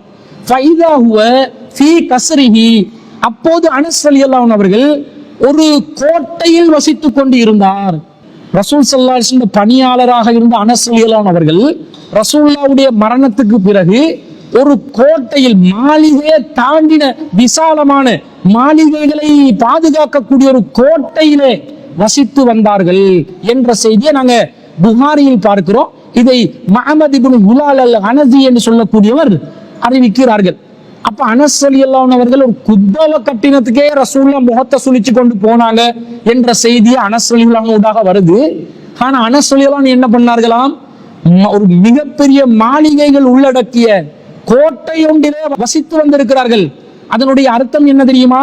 அனஸ் ரலியல்லாஹு அன்ஹு அவர்கள் மிக விசாலமான வசதியுடன் வாழ்ந்திருந்தார்கள் கடைசி காலத்துல. அதுக்கு காரணம் இருக்குது. நபி ஸல்லல்லாஹு அலைஹி வஸல்லம் அவர்கள் அனஸ் ரலியல்லாஹு அன்ஹு அவர்களுடைய சந்ததிகளுக்காகவும் செல்வத்துக்காகவும் துஆ செய்தார்கள் என்று ஹதீஸ்கள் வருகிறது. உம்மு சுலைம் ரலியல்லாஹு அன்ஹா அவர்கள் ஒரு முறை ரசூல் ஸல்லல்லாஹு அலைஹி வஸல்லம் அவர்களிடம் அனஸ் ரலியல்லாஹு அன்ஹு அவர்களை அழைத்து செல்கிறார்கள். அப்ப அந்த நேரத்துல உம்மு சுலைம் ரலியல்லாஹு அன்ஹா அவர்கள் சொல்கிறார்கள், ஃபகாலத் உம்மி, எனது தாய் சொன்னார்கள், யா ரசூலல்லாஹ், அல்லாஹ்வின் தூதரே, ஹுவைதிமுக உதுஅல்லாஹ, இந்த என்னுடைய மகன் இருக்கிறாரே உங்களுக்கு பணிவிடை செய்யக்கூடியவராக இருப்பார், இவருக்காக நீங்கள் உதுஅல்லாஹ லஹு, இவருக்காக நீங்கள் துஆ செய்யுங்கள். கால ஃபதஆலி பிகுல்லி கைரின், நபிகள் நாயகம் ஸல்லல்லாஹு அலைஹி வஸல்லம் அவர்கள் எனக்கு ஒவ்வொரு நல்ல காரியத்திலும் துஆ செய்தார்கள். வகான ஃபீ ஆகிரி மா தஆலி பிஹி, கடைசியாக ரசூலுல்லாஹ் எனக்கு என்ன துஆ செய்தார்கள் தெரியுமா? அன் கால அல்லாஹும்ம அக்ஸிர் மாலஹு வ வலதஹு வ பாரிக் லஹு ஃபீஹி, இறைவா அனஸுக்கு அவருடைய பொருளாதாரத்திலும் அவருடைய சந்ததிகளிலும் அதிகமானதை கொடுத்து விடுவாயாக, வ பாரிக் லஹு ஃபீஹி, அதிலே அவருக்கு நீ பரக்கத் செய்து விடுவாயாக என்று நபி ஸல்லல்லாஹு அலைஹி வஸல்லம் அவர்கள் துஆ செய்தார்கள் என்று வருகிறது. இந்த செய்தி சஹீஹ் முஸ்லிம்ல 1170வது செய்தியாக, 4887வது செய்தியாகவும், சஹீஹ் புகாரியிலே 6334வது செய்தியாகவும் பதிவு செய்யப்பட்டிருக்கிறது. அப்ப இந்த துஆவின் காரணமாக அனஸ் இப்னு மாலிக் ரலியல்லாஹு அன்ஹு அவர்களுக்கு கிட்டத்தட்ட அவருடைய குழந்தைகள், பேர குழந்தைகள் எல்லாம் சேர்த்து 100க்கும் மேற்பட்டவர்களும், அதே போன்று செல்வங்களில் மிக செழிப்பான ஒரு வாழ்க்கையை அனஸ் இப்னு மாலிக் ரலியல்லாஹு அன்ஹு அவர்கள் வாழ்ந்ததாகவும் நாங்கள் ஹதீசுகளில் பார்க்கிறோம். அப்ப இந்த அனஸ் ரலியல்லாஹு அன்ஹு அவர்கள் ஏற்கனவே அந்த அன்சாரி தோழருடைய குத்பாவை தரமட்டமாக்குற அளவுக்கு ரசூலுல்லாஹ் புறக்கணிச்சதாக செய்தியை அனஸ் ரலியல்லாஹு அன்ஹு அறிவிச்சிருப்பாங்களா? கொஞ்சம் சிந்தித்து பாருங்கள். அது இஸ்லாத்துக்கு ஒரு மாற்றமான காரியமா இருந்தா, வீடு கட்டுறதுக்காக முயற்சி செய்யறது ஒரு பாவமான வேலையா இருந்தா, அதுக்கு நன்மையே கிடைக்காத அளவுல இருந்தா, இந்த அளவுக்கு கோட்டைகள் அமைத்து ஒரு நபித்தோழர் வசித்திருப்பார்களா? ரசூலுல்லாவோட 10 வருஷ காலமாக தனிப்புரிந்த அனஸ் ரலியல்லாஹு அவர்களுக்கு இந்த பொருளாதாரத்தின் மீது, துனியாவின் மீது மோகம் கொள்ளாமல் மறுமை மாத்திரம்தான் என்ற எண்ணத்தில் உலகத்தையே துறந்து வாழ வேண்டும் என்ற ஒரு மனோநிலையில் அவர்கள் இருந்திருப்பார்களா? அல்லது இந்த உலகத்திலும் தேவையான வசதி வாய்ப்புகளோடு கடமைகளை நிறைவேற்றி வாழலாம் என்ற மனதில் இருந்திருப்பார்களா? எந்த மனநிலையில் இருந்திருப்பார்? இது தவறான ஒரு காரியமாக இருந்தால் இந்த உலகம் தேவையில்லை என்ற ஒரு மனநிலையில் இருந்திருப்பார். தவறான காரியம் இல்லை, இதற்கு எந்த நன்மையும் கிடைக்காது என்று சொன்னால் இந்த அளவுக்கு கோட்டைகள்ல வாழ்ற அளவுக்கு வீட்டுக்காக வேண்டி, மாளிகைகளுக்காக வேண்டி செலவழித்திருப்பார்களா? தர்மம் பண்ணியிருக்க மாட்டார்களா? நன்மையை பெற்று தரக்கூடிய ஏனைய பணிகள்ல செலவிட்டு இருக்க மாட்டார்களா? அப்படி செலவழித்திருப்பார்கள். அப்ப அல்லாஹ்வுடைய பாதையில செலவழிக்கிறதுக்கு நன்மை கிடைக்கிற மாதிரி இந்த நம்முடைய சொந்த வீட்டுக்கு, நாம் வாழ்ற இருப்பிடத்திற்கு செலவழிப்பது நன்மை தரக்கூடிய ஒரு காரியமாக இருந்ததனாலதான் நபித்தோழர்களே இப்படி செலவழித்திருக்கிறார்கள். இன்னும் சொல்ல போனால் சொர்க்கத்துக்கு நற்செய்தி பெற கூறப்பட்ட ஜுபைர் ரலியல்லாஹு அவர்கள், சொர்க்கத்துக்கு நற்செய்தி சொல்லப்பட்ட நபித்தோழர்கள் 10 பேர்ல ஒருவர் தான் ஜுபைர் ரலியல்லாஹு அவர்கள். அவரு மரண தருவாயில அவருக்கு இருந்த சொத்து பத்துக்கள் சம்பந்தமாக ஒரு செய்தி வருகிறது. இந்த செய்தி புகாரில 3129வது செய்தியா வருகிறது. அதுல அவருடைய மகனை அழைத்து, கடன் ஏதாவது இருந்தா அடைச்சிடணும், என்ற சொத்துக்கள் இருக்குது, அதுகளை பார்த்து செய்யுங்க, சொத்துக்கள் ஏதாவது கடன் அடைக்கிறதுக்கு முடியாது என்று சொன்னா என்னுடைய எஜமான் கிட்ட கேளுங்க என்று சொல்வார். அப்ப யாரு எஜமான் என்று எனக்கு தெரியல என்று சொன்ன நேரத்துல அவர் சொல்வார், என்னுடைய எஜமான் அல்லாஹ் தான், அல்லாஹ் கிட்ட கேளுங்க என்று சொன்னதாக ஒரு செய்தி வரும். அந்த செய்தியில ஜுபைர் ரலியல்லாஹு அவர்களுக்கு எந்த அளவுக்கு இருந்தா, ஃபக்குத்தில ஜுபைர் ரலியல்லாஹு அன்ஹு, ஜுபைர் ரலியல்லாஹு அவர்கள் ஷஹீதாக்கப்படுகிறார்கள். வலம் யதஅ தீனாரன் வலா திர்ஹமன் இல்லா அர்லீன், அவர் தீனார்களையும் திர்ஹம்களையும் விட்டு செல்லவில்லை, ஆனா 2 பெரும் நிலங்களை அவர் வைத்து விட்டு சென்றால். மின்ஹல் காபத்து, அதில் ஒன்று காபாவில் இருக்கிறது, வ இஹ்தா அஸ்ரத தாரன் பில் மதீனா, மற்றொன்று மதீனாவில் இருக்கிறது, அதிலே 11 வீடுகள் இருக்கின்றன. வதாரைனி பில் பஸ்ரா, பஸ்ரால 2 வீடு இருக்கின்றன. வதாரன் பில் கூஃபா, கூஃபால 1 வீடு இருக்கின்றது. வதாரன் பில் எகிப்தில இன்னொரு வீடு என்று அப்துல்லா இப்னு ஜுபைர் ரலியல்லாஹு அன்ஹு 15 வீடுகள் இருந்ததாக வருகிறது. சொர்க்கத்துக்கு நற்செய்தி பெறப்பட்ட ஒரு நபித்தோழர் 15 வீடுகளை தன்னிடம் வைத்த நிலையில் தான் மரணித்திருக்கிறார்கள். வீடுகளுக்கு செலவழிக்கிறதுல நன்மையே கிடைக்கலண்டா, அது நன்மையே வாய்க்காத ஒரு காரியமாக இருந்தால், அது ஒரு வீணான காரியமாக இருந்தா 15 வீடுகள் வைத்திருப்பாரா? இந்த அளவுக்கு நிலங்களை வச்சு இந்த அளவுக்கு ஒரு வீட்டுக்காக செலவழித்து வாழக்கூடிய ஒரு நிலையில் சொர்க்கத்துக்கு நற்செய்தி பெற்ற ஒரு நபித்தோழர் இருந்திருப்பாரா? அப்ப அபூதாவுதுல வரக்கூடிய அந்த செய்தி, அன்சாரி தோழர் குப்பாவை விசாலமாக கட்டினார், அந்த குப்பாவை தரமட்டமாக்குற அளவுக்கு ரசூலுல்லாஹ் புறக்கணிச்சாங்க என்ற கருத்தை அனஸ் ரலியல்லாஹு அவர்கள் அறிவிச்சதாக வரக்கூடிய அந்த கருத்து இந்த செய்திகளுக்கு எல்லாம் எவ்வளவு முரணா இருக்குதுன்னு பாருங்க. மேலும் சொல்ல போனால் அபூதாவுதுல 4559வது செய்தியில இடம்பெறக்கூடிய 2 அறிவிப்பாளர்கள், இப்ராஹிம் இப்னு முஹம்மது இப்னு ஹாத்திபுல் குரஷி என்று சொல்லக்கூடியவரும் அபூ தல்ஹத்தல் அஸதி என்று சொல்லக்கூடியவரும் பலவீனமானவர்கள், மஜ்ஹூலானவர்கள், யாரென அறியப்படாதவர்கள். அப்ப மஜ்ஹூலான யாரென அறியப்படாத 2 பேர் அறிவிக்கக்கூடிய செய்தியில தான் செல்வங்களுக்கு செலவழிப்பது அர்த்தமற்ற செயல், அவசியமானதுக்கு தவிர செலவழிக்க கூடாது என்று ரசூல் ஸல்லல்லாஹு அலைஹி வஸல்லம் தடை செஞ்ச மாதிரி கருத்துல வரக்கூடிய செய்திகள் கூறுவதை நாங்கள் பார்க்கிறோம். அப்ப வீட்டுக்காக ஒருத்தர் செலவழிப்பது நன்மையை தராது என்றும், அது ஒரு வீணான காரியத்துக்கு நிகரானது என்றும், வீட்டுக்காக செலவழிப்பதுல நாங்க கவனமா இருந்து கொள்ளணும் என்று சொல்லி கருத்து சொல்வது இந்த குர்ஆன் வசனங்களுக்கும் இந்த ஹதீஸுகளுக்கும் எல்லாம் மாற்றமா இருக்குது. ரசூலுல்லாஹ் அப்படி சொல்லவே இல்லை. ரசூலுல்லாஹ் சொன்னதாக நேரடியாக ரசூலுல்லாஹ்வுடைய வாயில் வந்ததாக எந்த ஒரு அறிவிப்பும் இல்லை. ரசூலுல்லாஹ் சொன்னதாக வரக்கூடிய அறிவிப்புகள் எல்லாம் பலவீனமான அறிவிப்புகளாக இருக்கின்றன. ஆதாரபூர்வமான அறிவிப்பாக வரக்கூடிய ஹப்பாப் இப்னு அரத் ரலியல்லாஹு அன்ஹு செய்தி அவருடைய சொந்த கருத்தாக இருப்பதை நாங்கள் பார்க்கிறோம். அப்ப முஜாஹித் இப்னு ரஸீன் அவர்கள் இந்த கருத்தை சொல்கிறார், அவர் ஆய்வு செய்யாமல் சொல்லி இருக்கிறார். அப்ப யாரோ ஒருவர் மீது காழ்ப்புணர்வு கொண்டு சொன்னாரோ தெரியவில்லை. யார் என்னதை செய்யறாங்கன்றதை வச்சு மார்க்கத்துல நாங்க மாற்றமான கருத்துக்கள் சொல்லலாமா? செய்யப்படுகின்ற செயல் நல்லதாக இருந்தால், மார்க்கத்துக்கு முரணில்லாததாக இருந்தால், பாராட்டுறதுக்கு மனசு இல்லாட்டிலும் வஞ்சகத்தோடு அதை எதிர்க்கக்கூடிய கருத்தில் யாரும் பேசக்கூடாது. அப்ப இந்த வீடு கட்டுறதுக்காக ஒருவர் உழைப்பது, பாடுபடுவது, அதற்காக முயற்சி செய்வது எந்த வகையிலும் நன்மையை பெற்று தராது என்று சொல்ல முடியாது. அது அல்லாஹ்வுடைய பாக்கியமாக, அருளாக, மனநிறைவாக, மன திருப்தியாக வருகின்ற காரியம் என்பதனால அதற்காக வேண்டி நாங்கள் செலவழிப்பதில் நமக்கு கண்டிப்பாக நன்மைதான் கிடைக்கும் என்று வருகிறது. ரசூலுல்லாஹ் அப்படி வீடு கட்டுவதற்காக பொருளாதாரம் செலவழிப்பதில் உங்களுக்கு நன்மை கிடைக்காது என்று சொன்ன எந்த செய்தியும் ஆதாரபூர்வமான செய்தியாக இல்லாததனால தாராளமா ஒருத்தர் தன்னுடைய இல்லிடத்திற்காக செலவழிக்கலாம். அது கண்டிப்பாக நன்மையை பெற்றுத்தரக்கூடிய ஒரு நல்ல காரியம் என்பதை நாம் இதன் மூலம் புரிந்து கொள்ளலாம்.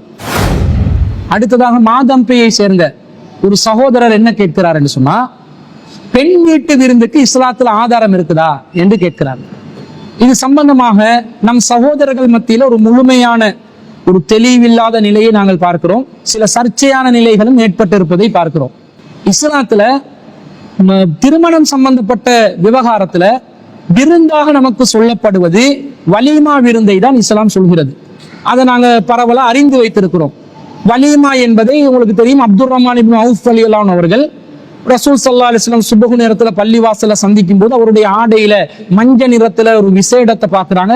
அது அந்த காலத்துல திருமணம் முடித்தவர்கள் நறுமண பொருளாக பயன்படுத்தக்கூடிய ஒரு பொருளை பயன்படுத்தி வந்ததை கண்டு ரசூல் ஸல்லல்லாஹு அலைஹி வஸல்லம் கேட்கிறாங்க, என்ன விசேஷம் கேட்டதுல அவர் திருமணம் முடிச்சதாக அறிவிக்கிறார். அப்ப நீங்க யாரை முடிச்சீங்க? ஒரு அன்சாரி பெண்ணை. சரி, நீங்க மகராக எதை கொடுத்தீங்க என்று கேட்க அவர் சொல்கிறார், நான் ஒரு ஈச்சப்பழம் கொட்டை அளவுக்கு தங்கம் கொடுத்தேன் என்று சொல்கிறார்.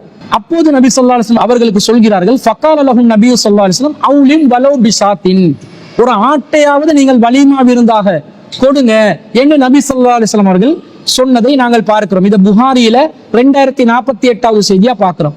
அப்ப இந்த இடத்துல ரசூல் ஸல்லல்லாஹு அலைஹி வஸல்லம் அவர்கள் யாருக்கு வலீமா விருந்த கொடுக்கிறதுக்கு கட்டளை இடுகிறார்கள்? மணமகனுக்கு தான் கட்டளை இடுகிறார்கள். அவுலிம் வலௌ பிசாத்தின், ஆட்டையாவது வலீமாவா கொடுங்கண்டா அவுலிம் ஆணாகிய நீங்க கொடுங்க, நீங்க வலீமா கொடுங்க என்றுதான் நபி ஸல்லல்லாஹு அலைஹி வஸல்லம் அவர்கள் சொல்லி இருப்பதை பார்க்கிறோம். அப்ப பொதுவாக இஸ்லாத்தில் உள்ள அடிப்படையான அசலான முறை என்ன? ஒரு ஆண் தான் மணமகளுக்கு வலீமா விருந்தை கொடுக்க வேண்டும். மணமகள் சார்ந்தவர்களுக்கும் மணமகன் சார்ந்தவர்களுக்கும் மகிழ்ச்சியை வெளிப்படுத்துவதற்காக வலீமா விருந்தை ஒரு ஆண் தான் கொடுக்க வேண்டும் என்பதை அடிப்படையான ஒரு செய்தியாக நாங்கள் பார்க்கிறோம். ரசூல் ஸல்லல்லாஹு அலைஹி வஸல்லம் அவருடைய காலத்துல வலீமா விருந்து ஆண்கள் தான் கொடுத்திருக்கிறாங்க. இந்த திருமணத்தொட்டி வலீமாவை தாண்டி வேறு விருந்துகள் ரசூல் ஸல்லல்லாஹு அலைஹி வஸல்லம் காலத்துல இடம்பெறவில்லை. இடம்பெற்றதற்கு எந்த ஒரு ஆதாரமும் இல்லை. அப்ப ஆண்கள் வலீமா விருந்து தான் திருமணத்துல ஒரு விருந்தாக கொடுத்திருக்கிறாங்க என்று வரும் பொழுது நபிகள் நாயகத்துடைய காலத்துல இது நடைமுறையில் இருந்ததை வைத்து நாங்கள் என்ன விளங்கிக் கொள்கிறோம் என்றா, இஸ்லாத்துல திருமண விருந்துக்கு ஒரு வழிகாட்டல் கிடைத்து விட்டது. என்ன வழிகாட்டல்? வலீமா என்ற விருந்து தான் திருமணத்துக்குரிய ஒரு வழிகாட்டல். இஸ்லாத்தில் ஒரு வலீமாவை விருந்தாக வழிகாட்டி இருக்கும் பொழுது அதுக்கு மாற்றம் செய்யும் விதத்தில் பெண் வீட்டு தரப்பிலிருந்து விருந்தை எதிர்பார்ப்பதும் விருந்தை கேட்டு பெற்றுக் கொள்வதும் அல்லது பெண் வீட்டார் தானா முன் வந்து விருந்து கொடுப்பதும் இந்த வலீமா என்ற இஸ்லாமிய திருமண விருந்து முறைக்கு ஒரு மாற்றமான செயலாக இருப்பதை நாங்கள் பார்க்கிறோம். இப்ப உதாரணத்துக்கு சொல்வதாக இருந்தா, அல்லாஹ் தஆலா திருக்குர்ஆன்ல ஆண்கள் பெண்களுக்கு மஹர் கொடுக்கணும் என்று அல்லாஹ் சொல்கிறான். அல் குர்ஆன்ல 4வது அத்தியாயத்துல 4வது வசனத்துல அல்லாஹ் சொல்கிறான், வஆத்து நிஸாஅ ஸதுகாத்தி இன்ன நிஹ்லா, பெண்களுக்கு கட்டாயமாக அவர்களுடைய மனக்கொடைகளை கொடுத்து விடுங்கள் என்று அல்லாஹ் சொல்கிறான். அப்ப ஆண்கள் தான் பெண்களுக்கு மஹர் கொடுக்கணும் என்பது அல்லாஹ்வுடைய ஒரு கட்டளையாக இருக்கிறது. இதுக்கு மாற்றம் செய்யக்கூடிய விதத்தில் பெண் தரப்பிலிருந்து சீதனம் பெற்றுக் கொள்ளலாமா? மணமகனுக்கு நீங்க இவ்வளவு ரொக்கமாக காசு தரணும், பவுன்களாக இத்தனை அல்லது சவரன்களாக இத்தனை நகை தரணும், வீடு தரணும், கார் பங்களா தரணும் என்று கேட்கலாமா? கேட்க முடியாது. முடியாது, கூடாது என்பதற்கு எதை நாங்கள் அடிப்படையான வாதமாக ஆதாரமாக வைப்போம் என்றால், இந்த மகர் கொடுப்பதுதான். மகர் கொடுக்கணும் என்ற கட்டளை ஆண்கள் தான் பெண்களுக்கு கொடுக்க வேண்டும் என்பது இஸ்லாத்துல அடிப்படையா வந்துருச்சு.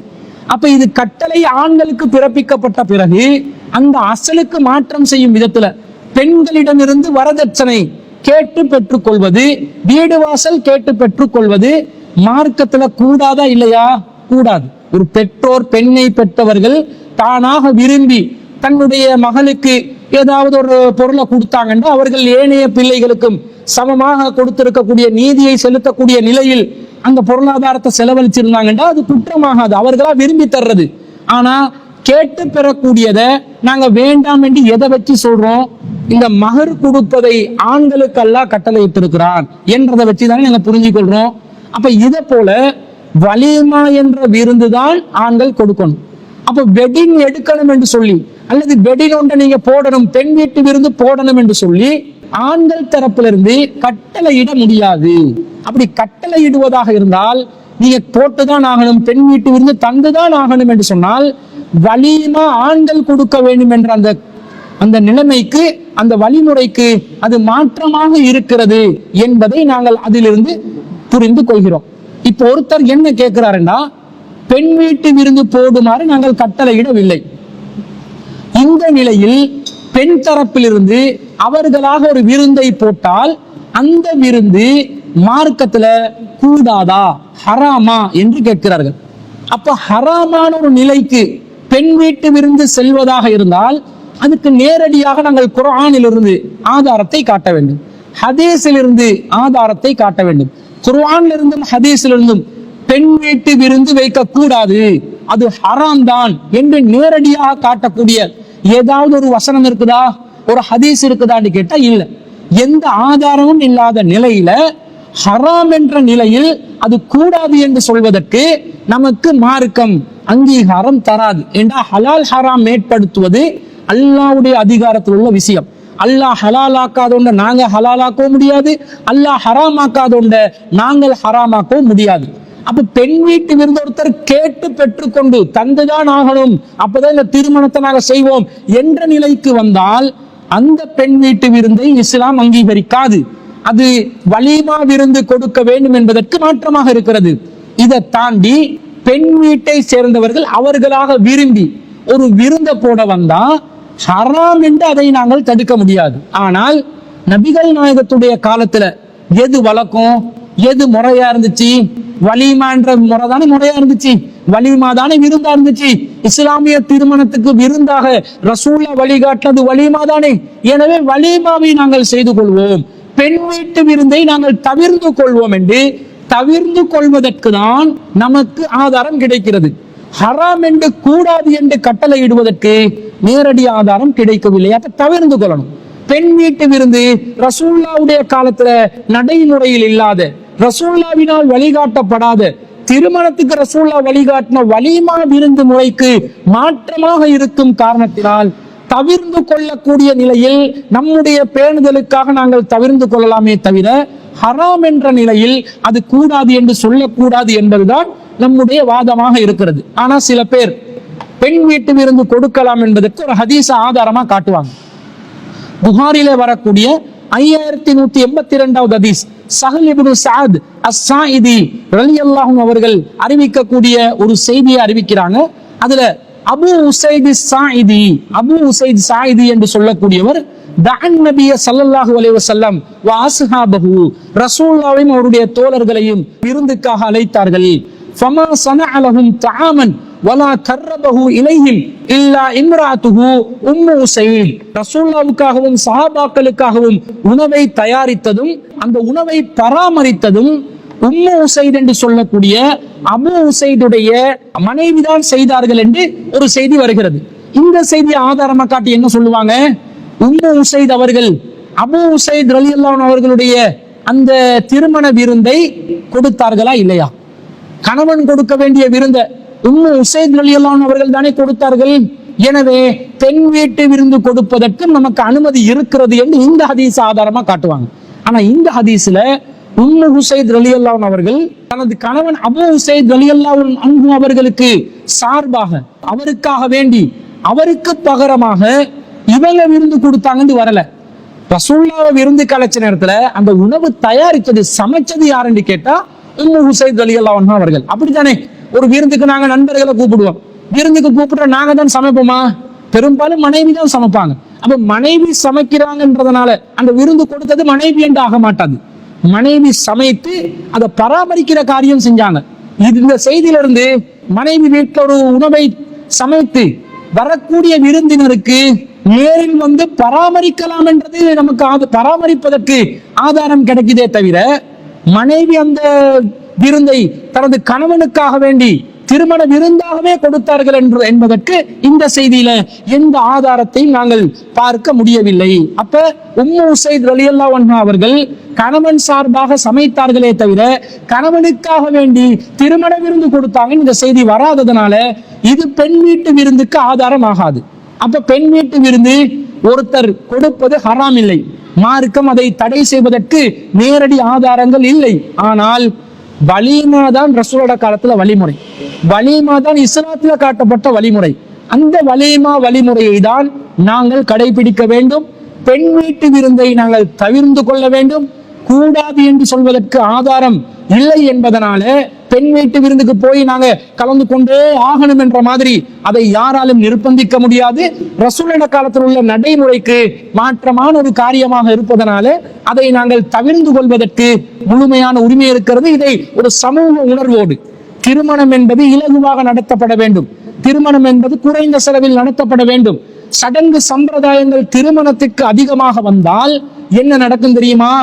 இருக்கிற செலவினங்கள் எல்லாம் கூடி சமூகத்தில் வாழக்கூடிய ஏழை குமர்கள் திருமணம் முடிப்பதற்கு முடியாத ஒரு சூழ்நிலை ஏற்பட்டு விபச்சாரத்தின் வாசல் திறக்கப்பட்டு நம் சமூகத்தினுடைய கட்டமைப்பு அப்படியே சிதைந்து போகக்கூடிய ஒரு நிலை ஏற்படும். அது மாத்திரமல்ல, இந்த வாசலை திறந்து வச்சோன்னே சமூகத்துல எல்லாம் என்ன செய்வாங்க? பெண் வீட்டு விருந்தா மருத்தோண்டி சாப்பாடு, மருதாணியை போடுவதற்கும் சாப்பாடு, வேறு வேறு சாப்பாடு என்று நிறைய சாப்பாடுகளை அதிகரித்து கொண்டே சென்று விடுவார்கள்.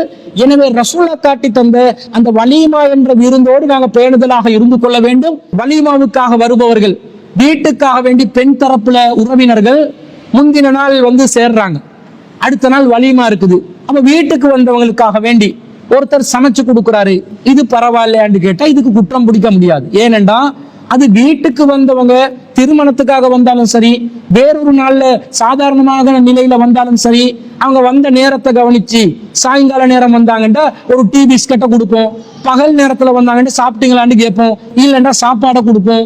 அது அந்த நேரத்தை பொறுத்து நாங்க கவனிச்சு அனுப்பக்கூடிய வழக்கம் இருக்குது. இரவு நேரத்துல வந்தாலும் சாப்பிட்டு வந்தீங்களா, சாப்பாடு ஏற்பாடு செய்வான்னு கேட்டு செய்வாங்க. இது விருந்தோம்பல்ல வரும், விருந்தினர்களை உபசரிப்பதில் வரும். இது பெண் வீட்டுக்கு வந்தாங்க விருந்து கொடுத்தாங்கன்ற மாதிரி வராது. ஆனா பெண் வீட்டுக்கு வர்ற குடும்ப உறவினர்களுக்கு விருந்து கொடுக்குறீங்க, அது ஒரு சாதாரண ஒரு சாப்பாடு நிலையில வருது, விருந்தினர்களை உபசரிக்கும் நிலையில வருது. ஆனா இந்த விருந்துக்கு என்ன பண்றாங்கடா, அக்கத்து பக்கத்துல உள்ள எல்லாருக்கும் அழைப்பிதழ் கொடுக்குறாங்க. இன்னைக்கு வீட்டுல விருந்து வைக்கிறோம், எல்லாரும் வாங்க என்று சொல்லி மண்டபத்தை பிடிச்சி திருமணம் நடத்தாதவர்கள் கூட என்ன செய்வாங்க? பெண் வீட்டுல முந்தின நாள் என்ன பண்ணுவாங்க? குடும்ப உறவினர்கள் எல்லாம் ஒன்று கூடினார்கள், எனவே நீங்களும் வாங்க, அக்கத்து கிளையும் பக்கத்து கிளையும் வாங்க, எல்லாரும் வாங்க, வந்து ஒன்று சேர்ந்து சாப்பிடுவோம் என்று சொல்லி திருமணத்தை ஒட்டி இந்த விருந்தை விசாலமாக்குறாங்க. அப்ப என்ன நடக்கும் என்று சொன்னா, இதுல சமூக ரீதியான ஒரு பாதிப்பு இருக்கிறது. எனவே இதை நாங்கள் கண்டிப்பாக தவிர்த்து கொள்ள வேண்டும். வலீமாவுக்கே நாங்கள் முக்கியத்துவம் கொடுக்க வேண்டும், அதையே நாங்கள் நடைமுறைப்படுத்த வேண்டும். குடும்பத்தினர்கள் முந்தின நாள் வந்தாங்கன்னா சாதாரண நாட்கள் அவங்களுக்கு சாப்பாடு கொடுக்குற மாதிரி அது திருமண நாளுக்கு முந்தின நாள் வந்தாலும் சாப்பாடு கொடுக்கலாம். வெளியில போய் குடும்பத்தில் ஆட்கள் வந்திருக்கிறாங்க, வெளியில சாப்பாட்டுக்கு அவங்கள அனுப்ப முடியாது, அவங்களை நாங்க தான் கவனிக்கணும் என்ற அடிப்படையில் கொடுத்தா அது திருமண விருந்து கொடுத்த கணக்குல வராது. ஆனா அதுக்கு அக்கத்து பக்கத்துல உள்ள எல்லாத்தையும் அழைச்சி விருந்தை நீங்க விசாலமாக்குறீங்கடா, அதுவும் மீண்டும் ஒரு பெண் வீட்டு விருந்தா மாதிரி இந்த சமூகத்துல பெண்கள் திருமணம் முடிப்பதற்குரிய இலகுவான வாசல்களை தடுக்கிறது, தடை செய்கிறது. அது சமூகத்துக்கு பெரிய ஒரு பாதிப்பை ஏற்படுத்துகிறது. எனவே இந்த பெண் வீட்டு விருந்தை விட்டு நாங்கள் தவிர்த்து கொள்ள வேண்டும். நபி வழிப்படி வலீமா விருந்தையே நாங்கள் முன்னிலைப்படுத்த வேண்டும் என்பதைத்தான் நாங்கள் இந்த செய்திகள்ல இருந்து புரிந்து கொள்கிறோம். ஆனால் ஹராம் இல்லை. ஒருத்தர் கொடுக்க நினைச்சா தடுக்கிறதுக்கு நேரடி ஆதாரம் இல்லை. அவர் நான் விரும்பி கொடுக்கிறேன், எனக்கு வசதி இருக்குது, மணமகன் தரப்புல இருந்து என்னை வற்புறுத்தவில்லை, நான் என்னுடைய குடும்ப உறவுகளுக்காக வேண்டி நான் ஒரு விருந்தை ஏற்பாடு செய்கிறேன் என்று ஒருவர் நினைத்தால் அது அவருக்கு நாங்க மார்க்க ரீதியாக தடுக்கிறதுக்கு ஆதாரம் இல்லை. அதனால அவரை வந்து ஹராமான காரியத்தில் ஈடுபடுகிறார் என்று சொல்ல முடியாது. ஆனால் இந்த நபர் புரிந்து கொள்ள வேண்டும், அவருடைய செயற்பாட்டின் காரணமாக ஒரு சமூகத்துக்கே ஒரு பாதிப்பு ஏற்படுகிறது. அது குறித்து மறுமையில் அல்லாஹ் விசாரித்தால் அதற்கும் அவர் பதில் சொல்வதற்கு தயாரான நிலையில தான் அவருக்கு ஹராம் இல்லை, நான் செய்கிறேன் என்று செய்ய முற்படுபவர் செய்வதற்கு முன்வர வேண்டும் என்ற இந்த சமூக பாதிப்பு பெரிய அளவில் ஒரு பாதிப்பாக நிகழ்ந்து கொண்டிருப்பதை நாங்கள் நிதர்சனமாக பார்க்கிறோம். எனவே பெண் வீட்டு விருந்தை விட்டு நாங்கள் முற்றிலும் முழுதாக தவிர்ந்து கொண்டு நபி வலிமா விருந்தையே நாங்கள் முற்படுத்த வேண்டும் என்பதுதான் இதற்கு நாங்கள் பதிலாக சொல்ல கடமைப்பட்டிருக்கிறோம். அடுத்ததாக அன்பிற்குரிய சகோதரர்களே, ஒரு சகோதரர் என்ன கேட்கிறார் என்று சொன்னா, ஆசுரா நோன்பை நாங்கள் பிறை 9 தான் நோக்க வேண்டும் என்பதற்கு சில ஹதீஸ் ஆதாரங்கள் இருக்கின்றன, அந்த ஹதீஸ்கள் சம்பந்தப்பட்ட நம்முடைய நிலைப்பாடு என்னன்னு கேட்டிருக்கிறார். அந்த குறிப்பிட்ட ஹதீஸ்கள் என்னன்னு சொன்னா, ஒரு செய்தி சஹீ முஸ்லிம்ல 2088வது செய்தியா வருது. அதுல எப்படி வருதுன்னு சொன்னா, அப்துல்லா இப்னு அப்பாஸ் ரலியல்லாஹு அன்ஹு அவங்க அறிவிக்கிறாங்க, ஹீனசாம ரசூலுல்லாஹி ஸல்லல்லாஹு அலைஹி வஸல்லம் யௌம ஆசுரா, ரசூல் ஆசுரா நாள்ல நோன்பு நோட்டு இருக்கும் போது அமர பிசியாமிஹி, ரசூல்லா மக்களுக்கும் நோன்பு நோக்குமாறு கட்டளையிட்டார்கள். அப்போது மக்கள் சொன்னார்கள், யா ரசூல் அல்லாஹ், இன்னஹு யௌமுன் துஅல்லிமுஹுல் யஹூது வன் நஸாரா, இந்த நாளை யூதர்களும் கிறிஸ்தவர்களும் மதிப்பு மிக்கதாக கருதுகிறார்கள், கொண்டாடுகிறார்கள் அப்படி என்று ரசூல்லாவிடம் எத்தி வைக்கப்படுகிறது. அப்ப ரசூல்லா சொல்றாங்க, ஃபகால ரசூலுல்லாஹி ஸல்லல்லாஹு அலைஹி வஸல்லம் ஃபைதா கானல் ஆமுல் முக்பிலு, நான் அடுத்த வருடம் உயிருடன் இருந்தால் இன்ஷா அல்லாஹு சும்மல் யௌமத் தாசிஅ, 9வது நாளில் நோன்பு பிடிப்போம் என்று நபி ஸல்லல்லாஹு அலைஹி வஸல்லம் அவங்க சொல்றாங்க. அப்ப ஃபலம் யஅத்தில் ஆமுல் முக்பிலு ஹத்தா துவஃபிய ரசூலுல்லாஹி ஸல்லல்லாஹு அலைஹி வஸல்லம், ரசூல் ஸல்லல்லாஹு அலைஹி வஸல்லம் அவர்கள் மரணித்து விட்டார்கள், அடுத்த வருடம் வருவதற்கு முன்பதாக ரசூலுல்லாஹி ஸல்லல்லாஹு அலைஹி வஸல்லம் அவர்கள் வஃபாத் ஆகி விட்டார்கள் என்ற செய்தி சஹீ முஸ்லிம்ல 2088வது செய்தியா வருது. அப்ப இந்த செய்தியை வச்சு என்ன சொல்றாங்கன்னா, நபி ஸல்லல்லாஹு அலைஹி வஸல்லம் அவர்கள் 10வது நாள் நோன்பு நோட்டு இருந்தாங்க, ரசூலா மக்களுக்கும் நோன்பு நோக்க சொல்றாங்க. அப்ப மக்கள் என்ன சொல்றாங்க, இந்த நாளை யூதர்களும் கிறிஸ்தவர்களும் மகத்துவமான நாளாக கருதுகிறார்கள், அப்ப நாங்க இந்த நாளை மகத்துவப்படுத்துறது நல்லமா அப்படி என்ற கருத்துல மக்கள் கேட்கும் போது ரசூலா என்ன சொன்னார்கள், நான் அடுத்த வருஷம் இன்ஷா அல்லாஹ் உயிருடன் இருந்தால் 9ல் நோன்பு நோட்பேன் அப்படின்னு சொன்னதாக வருது. 9லும் நோன்பு நோட்பேன் என்று வரல, 9ல் நோன்பு நோட்பேன் என்று வந்ததே தவிர 9லும் 10லும் 2லும் நோன்பு நோட்பேன் என்று வரல. அப்ப ரசூல்லா ஆரம்பத்துல ஆசுரா நாள்ல முஹர்ரம் 10ல தான் ஆசுரா நோன்பு பிடிச்சிருந்தாங்க. ஆனா கடைசி காலத்துல ரசூலா வஃபாத் ஆகிறதுக்கு ஒரு வருடத்திற்கு முன்பதாக 9வது நாள்ல நீங்க நோன்பு பிடிங்க, யௌமு தாசிஆ, 9வது நாள்ல நீங்க நோன்பு பிடிச்சா போதும், 10ல பிடிக்காதீங்கன்ற மாதிரி இந்த ஹதீஸுக்கு விளக்கம் சொல்றாங்க. இந்த விளக்கம் சரியான்றதை நாங்க பார்க்கணும். இந்த செய்தியில என்ன வருது, நபி ஸல்லல்லாஹு அலைஹி வஸல்லம் அவர்கள் அடுத்த வருடம் நான் உயிருடன் இருந்தால் 9ல் நோட்பேன் என்று சொல்கிறார்கள். இதை 9லும் என்று புரிந்து கொள்வதா அல்லது 10 இல்லாமல் 9ல் மாத்திரம் என்று புரிந்து கொள்வதா என்பதை நாங்கள் ஆய்வு செய்து பார்க்க வேண்டும். அன்பிற்குரிய சகோதரர்களே, முதலாவது இந்த ஆசுரா என்றால் என்ன? இது ஒரு நிகழ்வு நடந்த நாள், ஒரு வரலாற்றில் ஒரு சம்பவம் நிகழ்ந்த நாள். ஆசுரா என்ற வார்த்தை என்ன சொல்லுதுண்டா, 10வது நாள் என்ற கருத்தை தான் சொல்லுது. யௌமு ஆசுரா என்றாலே 10வது நாளை குறிக்கக்கூடிய ஒரு வார்த்தை தான். அப்ப இது ஒரு நிகழ்வு நடந்து ஒரு மாதத்துல, அதாவது முஹர்ரம் மாதத்துல 10வது தினத்தில் அந்த நிகழ்வு, அந்த சம்பவம் ஏற்பட்டதனாலதான் நபி ஸல்லல்லாஹு அலைஹி வஸல்லம் அவர்கள் அந்த நாளை மகத்துவமாக்குமாறு சொல்கிறார்கள். அந்த செய்தியில ரசூலா எப்படி சொல்றாங்கன்னு சொன்னா, அன்ன அஹ்லல் ஜாஹிலியா மக்கள் கானு யஸூமுன யௌம ஆசுரா, 10வது நாளில் ஆசுரா நாளில் நோன்பு நோக்கக்கூடியவர்களாக இருந்தார்கள். அப்ப ரசூலுல்லாஹ் வ அன்ன ரசூலுல்லாஹி ஸல்லல்லாஹு அலைஹி வஸல்லம் சாமஹு வல் முஸ்லிமூன கப்ல ஐ யுஃப்தரல் ரமலான், ரசூலுல்லாஹும் முஸ்லிம்களும் ரசூல் ஸல்லல்லாஹு அலைஹி வஸல்லம் அவர்களும் ரமலான் மாத நோன்பு கடமையாக்கப்படுவதற்கு முன்பதாக இந்த ஆசுராவை தான் கடைபிடித்து வந்தார்கள். ஃபலம் மஃப்துரில ரமலான், ரமலான் கடமையாக்கப்பட்ட பிறகு ரசூல் ஸல்லல்லாஹு அலைஹி வஸல்லம் சொல்றாங்க, இன்ன ஆசுரா, ஆசுரா என்பது யௌமுன் மின் ஐயாமில்லாஹ், அது அல்லாஹ்வுடைய நாட்களில் ஒரு நாளாகும். ஃபமன் ஸாஅ ஸாமஹு வமன் ஸாஅ தரகஹு, விரும்பியவர் அதில் நோன்பு நோக்கலாம், விரும்பியவர் அதை விட்டு விடலாம் என்று சொன்னார்கள் என்று சஹீஹ் முஸ்லிம்ல 1901வது செய்தியில வருது. இதுல ரசூலா என்ன வார்த்தையை பயன்படுத்துறாங்க, இன்ன ஆசுரா யௌமுன் மின் ஐயாமில்லாஹ், ஆசுரா என்பது அல்லாஹ்வின் நாட்களில் ஒரு நாளாக இருக்கிறது, அல்லாஹ்வின் நாட்களில் ஒரு நாளாக இருக்கிறது என்று சொன்னா அந்த நாள்ல நாங்க நோன்பு நோட்கிறோம் என்று சொன்னா அது அல்லாஹ் தீர்மானிச்ச ஒரு நாளாக இருக்கிறது என்று அர்த்தம். அப்ப முஹர்ரம் 10ஆவதுல நோன்பு நோட்கணும் என்பது யாரால் தீர்மானிக்கப்பட்ட ஒண்ணு? அல்லாஹ்வினால் தீர்மானிக்கப்பட்ட ஒன்று. ஒரு நிகழ்வு, ஒரு சம்பவம் நடக்குது. மூசா அலைஹிஸ்ஸலாம் அவர்களும் மூசா அலைஹிஸ்ஸலாத்துடைய தோழர்களும் ஃபிரௌன் என்ற கொடுங்கோல ஆட்சியாளரிடமிருந்து கடல் கடக்க செய்து காப்பாற்றப்பட்ட நாள். அதற்கு நன்றி செலுத்துவதற்காகத்தான் மூசா அலைஹிஸ்ஸலாம் அவர்கள் அந்த நாளில் நோன்பு நோற்றார்கள் என்று வருகிறது.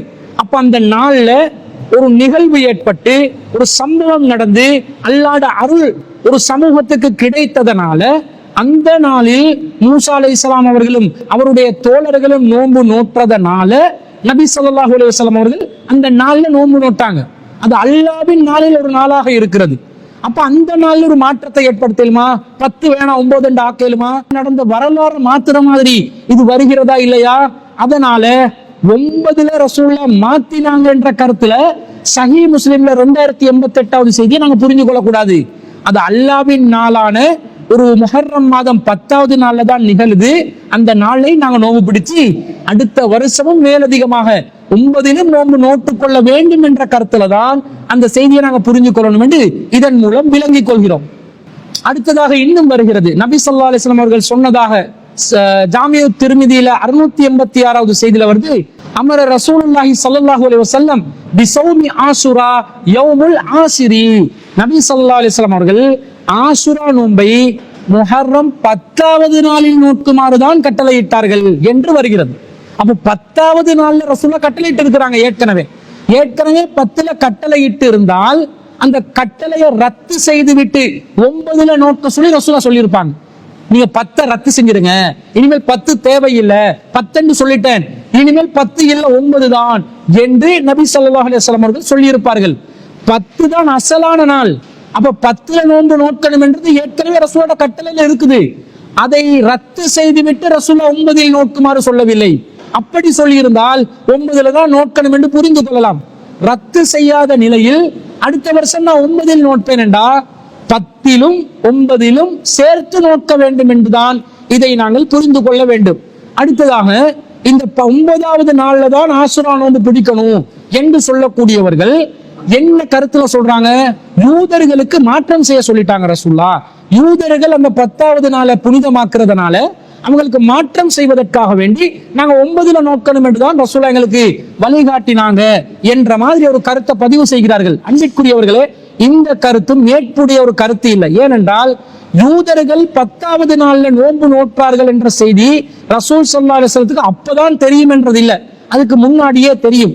ரசூல் ஸல்லல்லாஹு அலைஹி வஸல்லம் அவர்கள் கான யௌமு ஆஷுரா யௌமன் துஅல்லிமுஹுல் யஹூத் வ தத்தகிதுஹு ஈதா. ஆஷுரா நாளை யூதர்கள் ஒரு மகத்துவமான நாளாக எடுத்துக்கொண்டார்கள், அதிலே யூதர்கள் பெருநாள் தினமாக அதை ஆக்கிக் கொண்டார்கள் என்று ரசூலுல்லாஹ்வுக்கு எத்தி வைக்கப்படுகின்ற நேரத்துல ஃபகால ரசூலுல்லாஹி ஸல்லல்லாஹு அலைஹி வஸல்லம் சூமுஹு அன்தும், நீங்களும் இந்த நாளில் நோன்பு நோற்றுக் கொள்ளுங்கள் என்று ரசூல் ஸல்லல்லாஹு அலைஹி வஸல்லம் கட்டளையிட்டதாக அபூ மூஸல் அஸ்ஸரி ரலியல்லாஹு அன்ஹு அவர்கள் அறிவிக்கக்கூடிய செய்தியை சஹீஹ் முஸ்லிம்ல 2084வது செய்தியாக நாங்கள் பார்க்கிறோம். அதே போன்று சஹீஹ் முஸ்லிம்ல 2083வது செய்தி என்ன சொல்லுதுன்னு சொன்னா, ரசூல் ஸல்லல்லாஹு அலைஹி வஸல்லம் அவர்கள் இந்த யூதர்கள் ஃபவஜதல் யஹூத சியாமன் யௌம ஆஷுரா, யூதர்கள் ஆஷுரா நாள்ல நோன்பு நோட்பதை ரசூலுல்லாஹ் பார்க்கறாங்க. ஃபகால லஹும் ரசூலுல்லாஹி ஸல்லல்லாஹு அலைஹி வஸல்லம், ரசூல் அவங்க கிட்ட கேக்குறாங்க, மா ஹாதல் யௌமுல் லதி தஸூமுனா, நீங்க பிடிக்கிற இந்த நோன்பு இந்த நாள் எது அப்படின்னு கேக்குறாங்க. அப்ப அவங்க சொல்றாங்க, ஹாதா யௌமுன் அலீம், இது மகத்தான நாள். அன்ஜல்லாஹு ஃபீஹி மூஸா வ கௌமஹு, மூஸா அலைஹிஸ்ஸலாம் அவர்களையும் அவருடைய கௌமையும் அல்லாஹ் பாதுகாத்த நாள். வ அர்ரக ஃபிர்அவுன வ கௌமஹு, ஃபிர்அவுனையும் அவருடைய கூட்டத்தையும் அழித்த நாள். ஃபஸாமஹு மூஸா ஷுக்ரன் ஃபநஹ்னு நஸூமுஹு, மூஸா அலைஹிஸ்ஸலாம் அல்லாஹ்க்கு நன்றி செலுத்தும் விதமாக நோன்பு நோற்றார்கள், எனவே நாங்களும் இந்த நாளில் நோன்பு நோக்கிறோம் என்று நபி ஸல்லல்லாஹு அலைஹி வஸல்லம் அவங்களுக்கு அந்த யூதர்கள் சொல்றாங்க. ஃபகால ரசூலுல்லாஹி ஸல்லல்லாஹு அலைஹி வஸல்லம், அப்போது ரசூலுல்லாஹ் சொல்றாங்க, ஃபநஹ்னு அஹக்கு அவுலா பிமூஸா மின்கும், மூஸாவுக்கு உங்களை விட அதிகம் உரிமை படைத்தவர்கள் நாங்கள் தான்.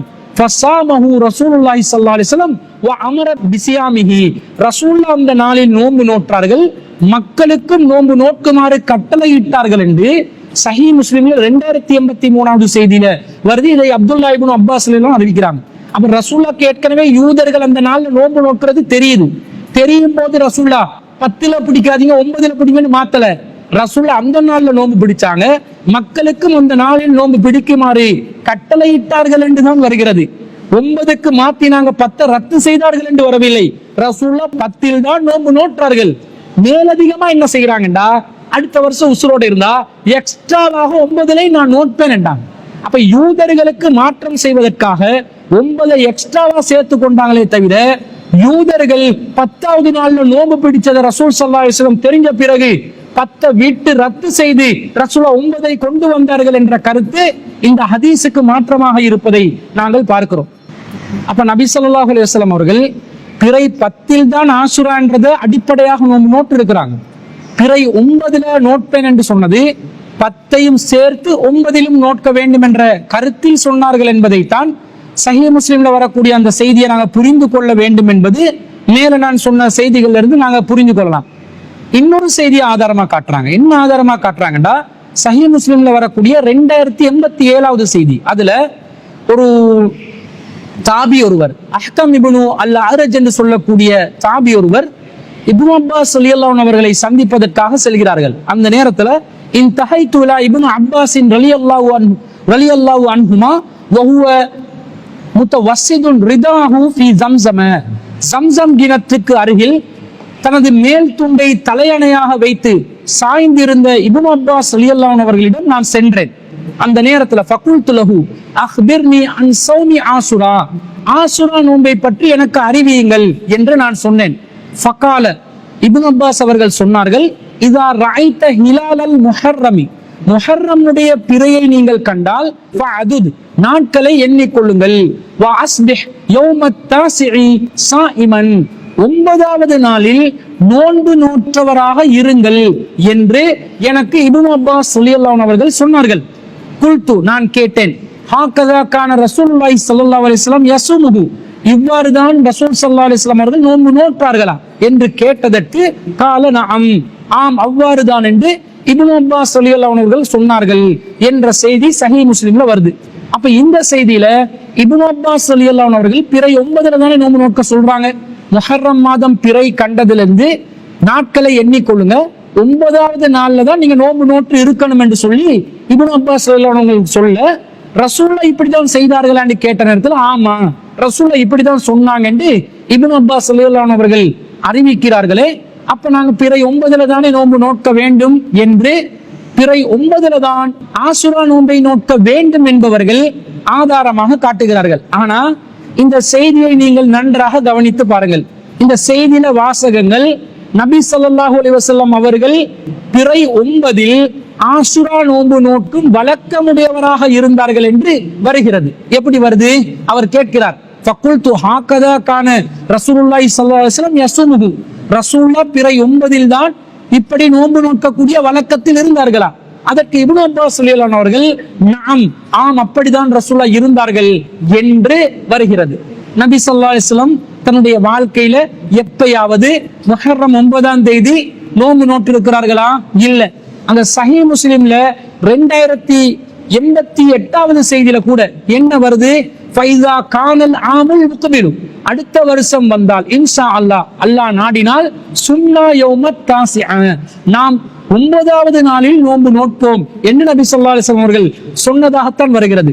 அப்ப இப்னு அப்பாஸ் ரலியல்லாஹு அன்ஹு அவர்களே அறிவிக்கக்கூடிய செய்தியில ரசூலுல்லாஹ் 9வது பிறையில நோன்பு நோற்ற வழக்கத்துல இருக்கலன்னு வருது.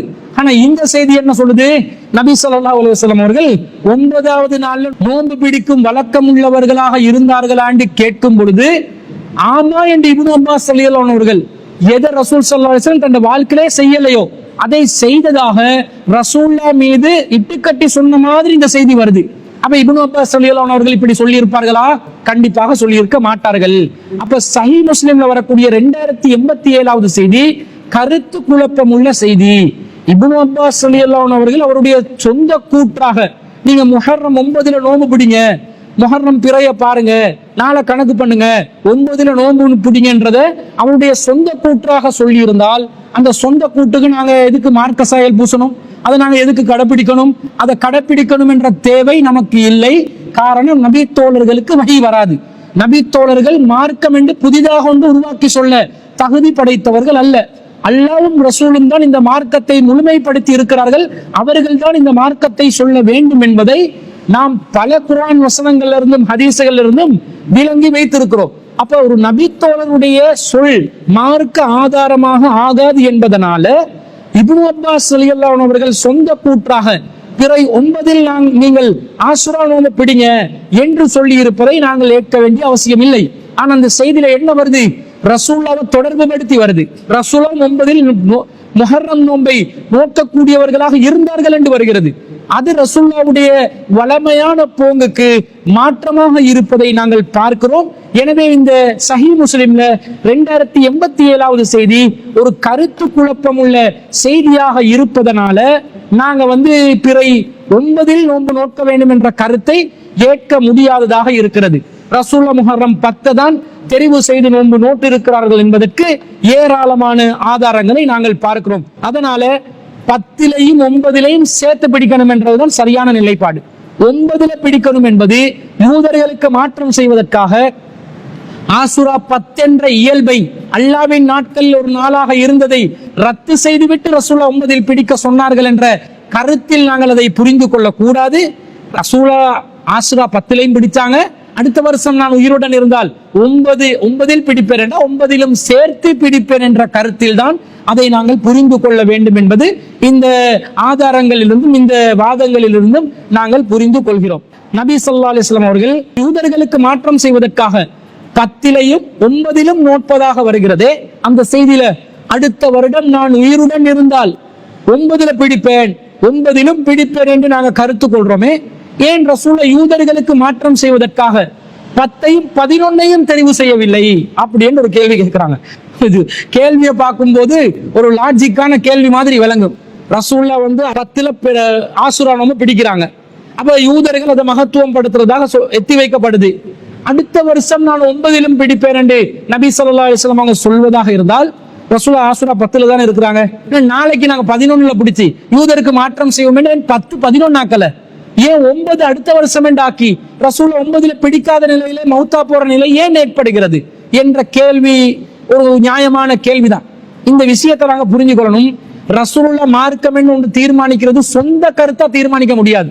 ரசூலுல்லாஹ் நினைச்சா 10 11 ஆக்குறது அல்லது 12 ஆக்குறது என்று ரசூலுல்லாஹ்க்கு விரும்பினதெல்லாம் மார்க்கமாக்கலுமா? ரசூலுல்லாஹ் விரும்பாததை ஹராமாக்கலுமா? ரசூலுல்லாஹ் விரும்புறதை ஹலாலாக்கலுமா? அல்லாஹ் தஆலா குர்ஆன்ல தடுக்கிறானே, தன்னளவில் நபி ஸல்லல்லாஹு அலைஹி வஸல்லம் அவர்கள் தேனை தடை செய்து கொள்கிறார்கள். மக்களுக்கு ஹராமாக்கவில்லை, நான் விரும்பல் என்றாங்க. ரசூலுல்லாஹ் தனக்கு விரும்பாததை அல்லாஹ் தஆலா எப்படி கண்டிச்சு சொல்றான்? யா அய்யுஹன் நபியு லிம துஹர்ரிமு மா அஹல்லல்லாஹு லக தப்தகி மர்லாத்தி அஸ்வாஜிக. மனைவிமார்களை திருப்திப்படுத்துறதுக்காக அல்லாஹ் உங்களுக்கு ஹலால் ஆக்கிறது நீங்க ஹராமாக்கி கொள்வீங்களா?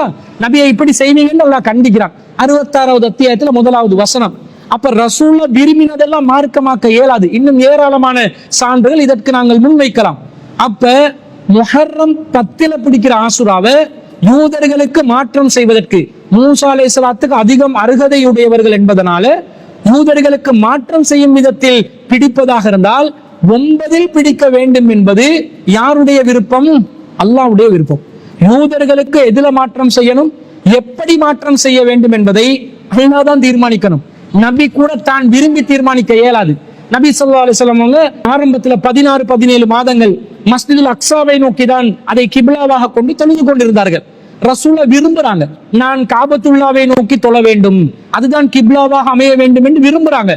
ரசூலுல்லாஹ் விரும்பி மாத்தி கொண்டாங்களா? யூதர்களுக்கு மாற்றம் செய்ய வேண்டும், நானா கிப்லாவாக மாத்திக் கொள்கிறேன் என்று மாத்திக் கொண்டார்களா? விரும்பின ரசூல் ஸல்லல்லாஹு அலைஹி வஸல்லம் என்ன செய்ய முடிந்தது? வானத்தை பார்க்க தான் முடிஞ்சு. எப்ப அல்லாஹ் வஹியை தருவானோ, எப்ப அல்லாஹ் மாத்துவானோ, நாங்கள் பார்க்கிறோம் உமது முகம் அடிக்கடி வானத்தை நோக்கி திரும்பி கொண்டிருப்பதை நாம் பார்க்கிறோம் என்று அல்லாஹ் விளங்கி அல்லாஹ் தஆலா என்ன செய்யறான்? அல்லாஹ் விரும்புற நேரத்துல தான் அதை மாத்துறான்.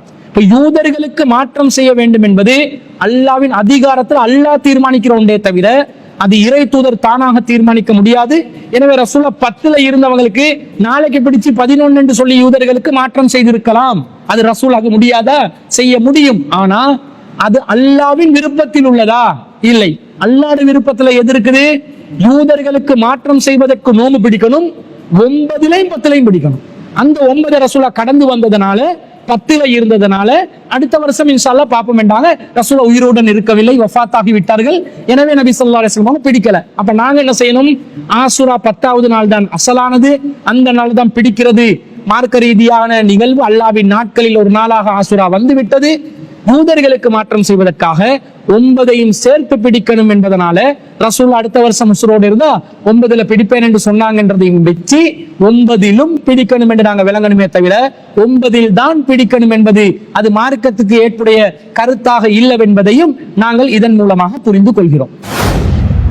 அடுத்ததாக சகோதரர் ரியாஸ் அவர்கள் பதுல்லையிலிருந்து ஒரு கேள்வி கேட்டிருக்கிறார். அவர் என்ன கேட்கிறார் என்று சொன்னா, லா ஹவுல வலா குவத்த இல்லா பில்லா என்று சொல்லக்கூடிய இந்த அவுராத், இந்த வாசகத்தின் சரியான பொருள் என்ன என்று கேட்கிறார். லா ஹவுல வலா குவத்த இல்லா பில்லா என்பது ஒரு மிக முக்கியமான ஒரு வாசகம். அதை நபி ஸல்லல்லாஹு அலைஹி வஸல்லம் அதுக்கு சிறப்பா சொல்லி இருக்கிறாங்க. நாங்கள் இது என்னன்றதை பார்ப்போம். அதுக்கு முன்பதாக இதனுடைய கருத்து என்னன்றதை தான் கேட்கிறாரு. இப்ப ஹவுல் என்று சொன்னா, இந்த அரபு வார்த்தைக்கு என்ன அர்த்தம் என்று சொன்னா, ஒரு திரும்பக்கூடிய நிலை, ஒன்றிலிருந்து ஒரு நிலை மாறும் நிலை தான் ஹவுல் என்ற வார்த்தை. தஹவுல் என்ற வார்த்தையிலிருந்து நாங்க இதை புரிஞ்சு கொள்றோம். அப்ப லா ஹவுலண்டா எந்த திரும்புதலும் இல்லை, ஒன்றிலிருந்து இன்னொன்றுக்கு மீளக்கூடிய நிலை இல்லை, நிலை மாறுதல் என்பதே கிடையாது. உதாரணமாக ஒருத்தர் பாவத்திலிருந்து நன்மைக்கு மாறுவது, அசுத்தத்திலிருந்து சுத்தத்துக்கு மாறுவது, அல்லது சிறுக்கிலிருந்து தௌஹீதுக்கு மாறுவது, அநியாயம் செய்பவர் ஒரு நியாயமான நிலைக்கு மாறுதல், இந்த எல்லா நிலை மாறுதலையும் ஹவுல் என்ற வார்த்தையில வரும். இப்ப லா ஹவுலண்டா எந்த திரும்புதலும் இல்லை, பாவத்திலிருந்து மீளுதல் கிடையாது. வலா கூவத்த, கூவத் என்று சொன்னா நாம் அறிந்து வைத்திருக்கிறோம். கூவத் என்பது தம் சமூகத்திலேயே பரவலாக கூவத் என்று சொன்னாலே ஒரு சக்தி, ஆற்றலுக்கு சொல்லக்கூடிய ஒரு வார்த்தை. இப்ப லா ஹவுல வலா கூவத் என்றா பாவத்திலிருந்து திரும்புதல் கிடையாது, வலா கூவத்த நன்மை செய்வதற்கு சக்தி கிடையாது, இல்லா பில்லா அல்லாவிடமிருந்து பெறக்கூடிய உதவியின் மூலமாகவே தவிர. நான் பாவத்திலிருந்து திருந்துறதா இருந்தாலும், நன்மையான காரியம் பக்கம் செல்வதாக இருந்தாலும், ஒரு நன்மையான காரியத்தை செய்வதற்கு ஆற்றல் பெறுவதாக இருந்தாலும், அல்லாவிடமிருந்து எனக்கு உதவி கிடைத்தாலே தவிர செய்ய முடியாது என்பதுதான் இந்த வார்த்தையின் நேரடியான பொருள். இது மிக முக்கியமான ஒரு அவுராது. இதை நபி ஸல்லல்லாஹு அலைஹி வஸல்லம் அவர்கள் ஒரு சந்தர்ப்பத்தில் நமக்கு விளங்கப்படுத்துறாங்க. ஹைபர் போர்க்களத்துக்கு நபி ஸல்லல்லாஹு அலைஹி வஸல்லம் அவர்கள் செல்லும் பொழுதோ அல்லது ஹைபர்ல இருந்து திரும்பும் பொழுதோ சஹாபாக்கள் என்ன செய்யறாங்கன்னா, ஒரு மலை குன்றுக்கு மேல ஏறும்போது வார்த்தையை உயர்த்தி, சப்தத்தை உயர்த்தி தக்பீர் சொல்றாங்க. ரசூல் அஸ்ரஃபன் நாசு அலா வாதின், ஒரு மரக்குன்றை, ஒரு பள்ளத்தாக்கை கடந்து செல்லும் போது ஃபரஃபஉ அஸ்வாத்தஹும் பித்தக்பீர், சஹாபாக்கள் தக்பீர் சொல்லிக் கொண்டு தங்களுடைய சப்தத்தை உயர்த்தினார்கள். அல்லாஹு அக்பர், அல்லாஹு அக்பர், லா இலாஹ இல்லல்லாஹ், அல்லாஹ் மிகப்பெரியவன், அல்லாஹ் மிகப்பெரியவன், வணக்கத்துக்குரியவன் அவனை தவிர யாரும் இல்லை என்று சப்தமாக திக்ர் செய்கிறார்கள். அந்த நேரத்தில் ரசூல் ஸல்லல்லாஹு அலைஹி வஸல்லம் சொல்றாங்க, இர்பஉ அலா அன்ஃபுசிக்கும், உங்களை நீங்கள் கட்டுப்படுத்திக் கொள்ளுங்கள், நீங்கள் அமைதியா சப்தத்தை குறைத்துக் கொள்ளுங்கள். இன்னக்கும் லா ததுஊன அஸம்ம வலா ஆயிபன், நீங்கள் காது கேட்காதவனையோ இந்த சபையில் இல்லாத ஒருவனையோ அழைக்கவில்லை. இன்னக்கும் ததுஊன ஸமீஅன் கரீபா, நீங்கள் காது கேட்கக்கூடிய பக்கத்தில் இருக்கக்கூடிய இறைவனைத்தான் அழைக்கிறீர்கள். வமாக்கும், அவன் உங்களுடன் தான் இருக்கிறான் என்று நபி ஸல்லல்லாஹு அலைஹி வஸல்லம் சஹாபாக்களுக்கு சொல்றாங்க. அப்ப அபூ மூஸல் அஸ்ஸரி ரலியல்லாஹு அன்ஹு அவர்கள் ரசூலுல்லாஹ்வுடைய வாகனத்துல பின்னாடி இருக்கிறாங்க. வான ஹல்ஃப தாபத்தி ரசூலுல்லாஹி ஸல்லல்லாஹு அலைஹி வஸல்லம், நான் ரசூலுல்லாஹ்வுடைய பிராணியின் பின்னாடி இருந்தேன். ஃபஸமிஅனி, நான் சொல்லும் ஒரு வார்த்தையை ரசூல் ஸல்லல்லாஹு அலைஹி வஸல்லம் அவர்கள் கேட்டார்கள். வான அகூலு லா ஹவுல வலா குவத இல்லா பில்லாஹ், நன்மையை பாவத்திலிருந்து விடுபடுவதாக இருந்தாலும் சரி, நன்மையை செய்வதாக இருந்தாலும் சரி, அல்லாஹ்வின் உதவியை கொண்டே தவிர வேறு வழி இல்லை என்று நான் சொன்னதை நபி ஸல்லல்லாஹு அலைஹி வஸல்லம் கேட்டார்கள். அப்ப ரசூலா கேக்குறாங்க, அப்துல்லா இப்னு கைஸ் அவர்களே, ஃபகுல்து லப்பைக் யா ரசூலல்லாஹ், அல்லாஹ்வின் தூதரே உங்களுக்கு பதில் அளிக்கிறேன் என்று சொல்றாங்க. அப்ப கேக்குறாங்க ரசூல் ஸல்லல்லாஹு அலைஹி வஸல்லம், அலா அதுல்லக அலா கலிமத்தின் மின் கன்ஸின் மின் குனூஸில் ஜன்னா, சொர்க்கத்தில் இருக்கக்கூடிய கருவூலங்களில் ஒரு முக்கியமான கருவூலத்தை பற்றி நான் உங்களுக்கு அறிவிக்கட்டுமா என்று நபி ஸல்லல்லாஹு அலைஹி வஸல்லம் கேட்டாங்க. குல்து பலா யா ரசூலல்லாஹ், ஃபதாக அபி வ உம்மி, ஆமல்லாவின் தூதரே எனது தாயும் தந்தையும் உங்களுக்கு அர்ப்பணமாகட்டும் சொல்லுங்க என்றேன். அப்ப ரசூலுல்லாஹ் சொல்றாங்க, கால லா ஹவுல வலா குவத்த இல்லா பில்லா, லா ஹவுல வலா குவத்த இல்லா பில்லா என்ற வார்த்தையை நீங்க சொல்லிக்கோங்க என்று நபி ஸல்லல்லாஹு அலைஹி வஸல்லம் சொன்னதாக வருது. இந்த செய்தி புகாரியில 4202வது செய்தியா வருது. அபூ மூஸல் அஸ்அரி ரலியல்லாஹு அன்ஹு அவர்கள் அறிவிக்கிறார்கள். அப்ப இது ஒரு முக்கியமான ஒரு அவுராத். ரசூலுல்லாஹ் சொர்க்கத்துல இருக்கக்கூடிய கருவூலங்கள்ல ஒரு கருவூலமாக சொல்ற அளவுக்கு முக்கியத்துவம் வாய்ந்த ஒரு அவுராதாக இருக்கிறதுனால அடிக்கடி எங்களோட வாழ்க்கையில இந்த அவுராதை சொல்வதற்கு நாங்கள் பழக்கப்படுத்திக் கொள்ள வேண்டும் என்பதையும், மேலதிகமாக இந்த அவுராதுடைய இந்த வார்த்தையினுடைய இந்த கலிமாவினுடைய சிறப்பிலும் நாங்கள் அறிந்து கொள்கிறோம். எனவே இதனுடைய அர்த்தம் தீமையிலிருந்து நாங்கள் விடுபடுவதற்கும் நன்மையை நாங்கள் செய்வதற்கும் அல்லாஹ் உதவி செய்தாலே தவிர எங்களுக்கு வேறு எந்த வழியும் இல்லை. அல்லாஹ் உதவி செய்தால்தான் நாங்கள் நன்மையை செய்ய முடியும், பாவத்திலிருந்து விடுபட முடியும் என்பதுதான் இந்த வார்த்தையின் அர்த்தமாக இருப்பதையும் நாங்கள் விளங்கிக் கொள்கிறோம். அடுத்தது இன்னொரு சகோதரர் ஒரு கேள்வி கேட்கிறாரு. ஒரு பெண்ணுக்கு வலியாக பொறுப்பாளராக யார் இருக்க வேண்டும்? அவர் சொல்றார், எனது தங்கையின் திருமணத்தில் நான் தான் வலியாக இருந்து நடத்தி வைத்தேன், இது செல்லுபடி ஆகாது என்று சிலர் கூறுகிறார்கள், இது சரியா என்று கொழும்பு தெமட்டகொட பகுதியை சேர்ந்த சகோதரர் ஒருவர் கேட்கிறார். அவர் என்ன கேட்கிறார் என்று, அவருடைய தங்கச்சிட கல்யாணத்தை அவர் தான் செஞ்சு வச்சிருக்கிறாரு, அவர் தான் வலியா நின்றிருக்கிறாரு, அவருடைய தந்தை உயிருடன் இருக்கும் நிலையில் அவர் வலியா இருந்திருக்கிறாரு, எனவே நான் வலியா நின்று முன் வந்து செஞ்ச இந்த திருமணம் செல்லுபடியாகுமான்னு கேட்கிறார். பொதுவாக ஒரு திருமணத்தில் வலி பொறுப்பாளர் இருந்துதான் ஒரு பெண்ணை திருமணம் முடித்து வைக்க வேண்டும் என்பதை நாங்கள் விளங்கிக் கொள்கிறோம். திருக்குர்ஆன்ல சூரத்துல் பக்கரால 221வது செய்தியில இது குறிப்பிடப்பட்டிருக்கிறது. அல்லாஹ் என்ன சொல்கிறார் என்றா, வலா தன்கிஹுல் முஸ்ரிகாத்தி அத்தா யுமின்ன, முஸ்ரிக்கான பெண்கள் அவர்கள் ஈமான் கொள்ளும் வரைக்கும் நீங்கள் திருமணம் முடித்து கொள்ளாதீர்கள் என்று ஆண்களை பார்த்து அல்லாஹ் சொல்றான். வலா அமத்தும் முஃமினத்துன் கைரும் மின் முஸ்ரிகத்தின் வலா அஜபத்துக்கும், ஒரு முஸ்ரிக்கான பெண் எவ்வளவு அழகானவர்களாக இருந்தாலும் மூமினான அடிமையான பெண் முஸ்ரிக்கான பெண்ணை விட சிறந்தவள் என்று அல்லாஹ் சொல்கிறார். அடுத்ததாக வலா துன்கிஹுல் முஸ்ரிகீன அத்தா யுமினு, முஸ்ரிக்கான பெண்களுக்கு அல்லாஹ் கட்டளையிடுற விஷயத்தை எப்படி கட்டளையிடுறான்டா, ஆண்களை பார்த்து தான் அல்லாஹ் சொல்றான், உங்களுடைய பெண்களுக்கு முஸ்ரிக்கான ஆண்களை திருமணம் முடித்து வைக்காதீர்கள். முஸ்ரிக்கான ஆண்களை பெண்களாகிய நீங்கள் நேரடியாக திருமணம் முடிக்காதீங்க என்று சொல்லாம, முஸ்ரிக்கான ஆண்களை உங்களுடைய பெண்களுக்கு திருமணம் முடித்து வைக்காதீர்கள் என்று அல்லாஹ் சொல்றான். அத்தா யுமினு, அவர்கள் ஈமான் கொள்ளும் வரைக்கும். வல அப்துன் மூமினுன் கைரும் மின் முஸ்ரிகின், மூமினான முஸ்ரிக்கான ஆண் எவ்வளவு அழகானவரா இருந்தாலும் ஒரு மூமினான அடிமை உங்களுக்கு முஸ்ரிக்கை விட சிறந்தவர் என்று சொல்லி அல்லாஹ் தஆலா சொல்றான். அப்ப இந்த இடத்துல முஸ்ரிக்கான பெண்களை மூமின்கள் நேரடியா திருமணம் முடிச்சு கொள்ள கூடாது, முஸ்ரிக்கான ஆண்களை மூமினான பெண்கள் நேரடியா திருமணம் முடிக்க கூடாதான்னு கேட்டா, மூமினான ஆண்கள் முஸ்ரிக்கான பெண்களை நேரடியாக திருமணம் முடிக்காமல் பொறுப்பாளரை வைத்து திருமணம் முடிக்க வேண்டும் என்று அல்லாஹ் சொல்கிறான். அப்ப ஒரு பொறுப்பாளர் வரணும் என்று இருக்குது. இந்த பொறுப்பாளர் யார்? அவர் ஆணாக இருக்க வேண்டும் என்று வருகிறது. இந்த பொறுப்பாளர் யார் இருக்க வேண்டும் என்பதை சூரத்துல் நிசால 4வது அத்தியாயத்தில் 25வது வசனத்தில் அல்லாஹ் சொல்றான். ஃபன்கிஹு உன்ன பிஇذن அஹ்லிஹின்ன, நீங்கள் பெண்களை திருமணம் முடிப்பதாக இருந்தால் அவர்கள் குடும்பத்தின் அனுமதியுடன் திருமணம் முடியுங்க என்று அல்லாஹ் சொல்றான். அப்ப குடும்பத்தாரின் அனுமதி என்றா குடும்பத்தில் இருக்கக்கூடிய ஆண்களோட அனுமதியோடு திருமணம் முடியுங்க என்று அல்லாஹ் சொல்றான். அப்ப வலியா வரக்கூடியவங்க ஆண்களா இருக்க வேண்டும், பெண்களின் குடும்பத்தவர்களாக இருக்கணும். குடும்பம் என்றா யாரு? ஒரு குடும்பத்துல முக்கியமானவர் தந்தை, ஆண் உறவை எடுத்துக்கொண்ட தந்தை. தந்தைக்கு பிறகு யார் வருவார்? குடும்பத்துல அடிப்படை வட்டத்துக்குள்ள யார் வருவார்? அண்ணன் தம்பி தான் வருவாங்க. அதுக்கு அடுத்ததுதான் மாமா, சாச்சா, பெரியப்பா வருவாங்க. அப்ப குடும்பம் என்று வரும் பொழுது அந்த வரிசைப்படி பார்த்தால் முதலாவதாக தந்தை வருவார், அதற்கு பிறகு ஆண் உறவு என்ற வகையில சகோதரன் நானவோ தம்பியோ வருவார், அதற்கு பிறகு ஆண் உறவு பொறுப்பாளர் என்ற வகையில தந்தையின் சகோதரர்கள் பெரியப்பா சாச்சா அல்லது தாயின் சகோதரர்கள், அது மாமா தான், நானாவா இருந்தாலும் தம்பியா இருந்தாலும் மாமா, இவர்கள் வருவார்கள் என்று இந்த வரிசையில தான் வலி என்பவர்களுடைய அந்த பொறுப்பாளர்கள் வருவார்கள் என்பதை நாங்கள் புரிந்து கொள்கிறோம். அப்ப இந்த பொறுப்பாளர்களாக இருந்து யாராவது ஒரு உறவுக்காரர் திருமணம் முடிச்சு வச்சா சரி. திருமணம் முடித்து வைப்பதற்கு தந்தை தகுதியற்ற நிலையை அடைந்தால், தந்தை இல்லாவிட்டால், மரணித்து விட்டால், அல்லது தந்தை இருக்கிறார் அவர் சுய நினைவோடு இருக்கணும், பைத்தியக்காரனாயிட்டார் அவர் மூல குழம்பினவரா இருந்தா அவர் திருமண ஒப்பந்தம் என்ன நடக்குதுன்னு அவருக்கு தெரியுமா? தெரியாது. அப்ப எப்படி திருமணம் முடித்து வைக்கலாம்? அப்ப அவர் உயிருடன் இருந்தால், அவர் தகுதியை இழந்த நிலையில் இருந்தார், அந்த இடத்துக்கு அடுத்ததா யார் வருவா? சகோதரன், நானவோ தம்பியோ வருவார். இவங்க 2 பேரும் மூல குழம்பின நிலையில வந்தா, அல்லது மௌத்தா போனா மாமா அல்லது சாச்சா பெரியப்பா வருவாங்க. இந்த வரிசையில தான் போகும். அப்ப இவர் தன்னுடைய தங்கைக்கு திருமணம் முடித்து வைத்திருக்கிறார்.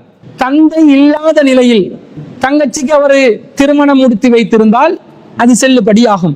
தந்தை இருந்தும் அந்த திருமணத்தை நடத்தி வைப்பதற்கு தகுதியற்ற நிலையில் தந்தை இருப்பாரேயானால் அப்போதும் அந்த திருமணத்திற்கு சகோதரன் முன்வந்து பொறுப்பாளராக இருந்து திருமணத்தை நடத்தி வைக்கலாம். மூசா அலைஹிஸ்ஸலாம் அவர்களுடைய திருமணத்தை மூசா அலைஹிஸ்ஸலாத்துடைய மனைவியின் தந்தை தான் பேச்சுவார்த்தையை நடத்துறார். தன் மகள் சார்பாக தந்தை தான் இருக்கிறார் என்ற செய்தியை சூரத்துல் கசஸ்ல 27வது வசனத்துல நாங்க பார்க்கிறோம். மூசா அலைஹிஸ்ஸலாத்தோட திருமண பேச்சுவார்த்தையும் அவர் தான் நடத்துவார். மகளுடைய விருப்பத்தையும் அவர் தான் தெரிவிப்பார். அந்த மகர் விவகாரத்தையும் தந்தை முன்னின்றுதான் பேசுவார் என்றதை பார்க்கிறோம். இது முதல் இடத்துல தந்தை நிற்பார் என்பதற்கு ஆதாரமா இருக்கிறது. அடுத்ததாக தந்தை இல்லாத நிலையில் யாரு வருவாங்க என்று சொன்னா, நபி ஸல்லல்லாஹு அலைஹி சொல்றாங்க, இதா நுகிஹத்தில் மர்அத்து பிகைரி அம்ரி மௌலாஹா, ஒரு பெண் தன்னுடைய பொறுப்பாளர் இல்லாமல் திருமணம் முடித்துக் கொண்டால் ஃபநிகாஹுஹா பாத்திலுன் ஃபநிகாஹுஹா பாத்திலுன் ஃபநிகாஹுஹா பாத்திலுன், அவளுடைய நிகா பாத்திலாகிவிடும், அவளுடைய நிகா பாத்திலாகிவிடும் என்று ரசூல் ஸல்லல்லாஹு அலைஹி திரும்பி திரும்ப சொல்றாங்க. 3 தடவை சொல்றாங்க.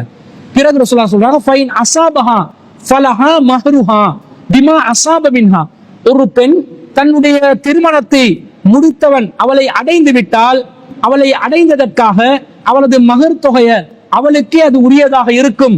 அதே நேரத்துல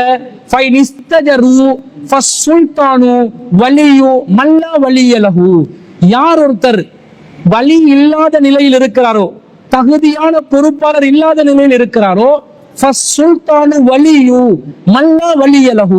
வலி இல்லாதவருக்கு அதிகாரம் படைத்தவர் தான் வலியாக இருப்பார். சுல்தான் தான் வலியா இருப்பார்.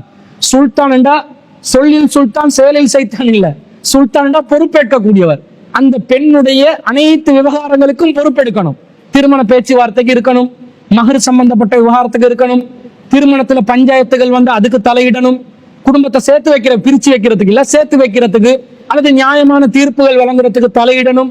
இந்த மாதிரி பொறுப்பேற்கக்கூடிய ஒருவர், ஒரு தந்தை இருக்கிறார், பேரளவுல தந்தையா இருக்கிறார், பொறுப்பேற்கிறதுக்கு அவர் வரமாட்டாரண்டா, குடிப்பயலா இருக்கிறாரு, போதையில மூழ்கினவரா இருக்கிறாரு, அல்லது திருட்டு பயலா இருக்கிறாரு, இந்த ஆள பொறுப்பாளரா வச்சு இருக்கிற குடும்பம் நாசமா போயிடும். அந்த நிலையில தந்தை தகுதியை இழந்து விடுவார். அந்த நேரத்தில் பொறுப்பு கூறக்கூடிய ஒருவராக ஒரு வழி இல்லாவிட்டால் சுல்தான் ஒருவர், அதிகாரம் படைத்தவர் வருவார். அதிகாரம் படைத்தவர் யார்? அவர் ஒரு ஆட்சி தலைவராக இருக்கலாம், ஒரு ஜமாத்தின் தலைவராக இருக்கலாம், ஒரு ஊரின் தலைவராக இருக்கலாம்.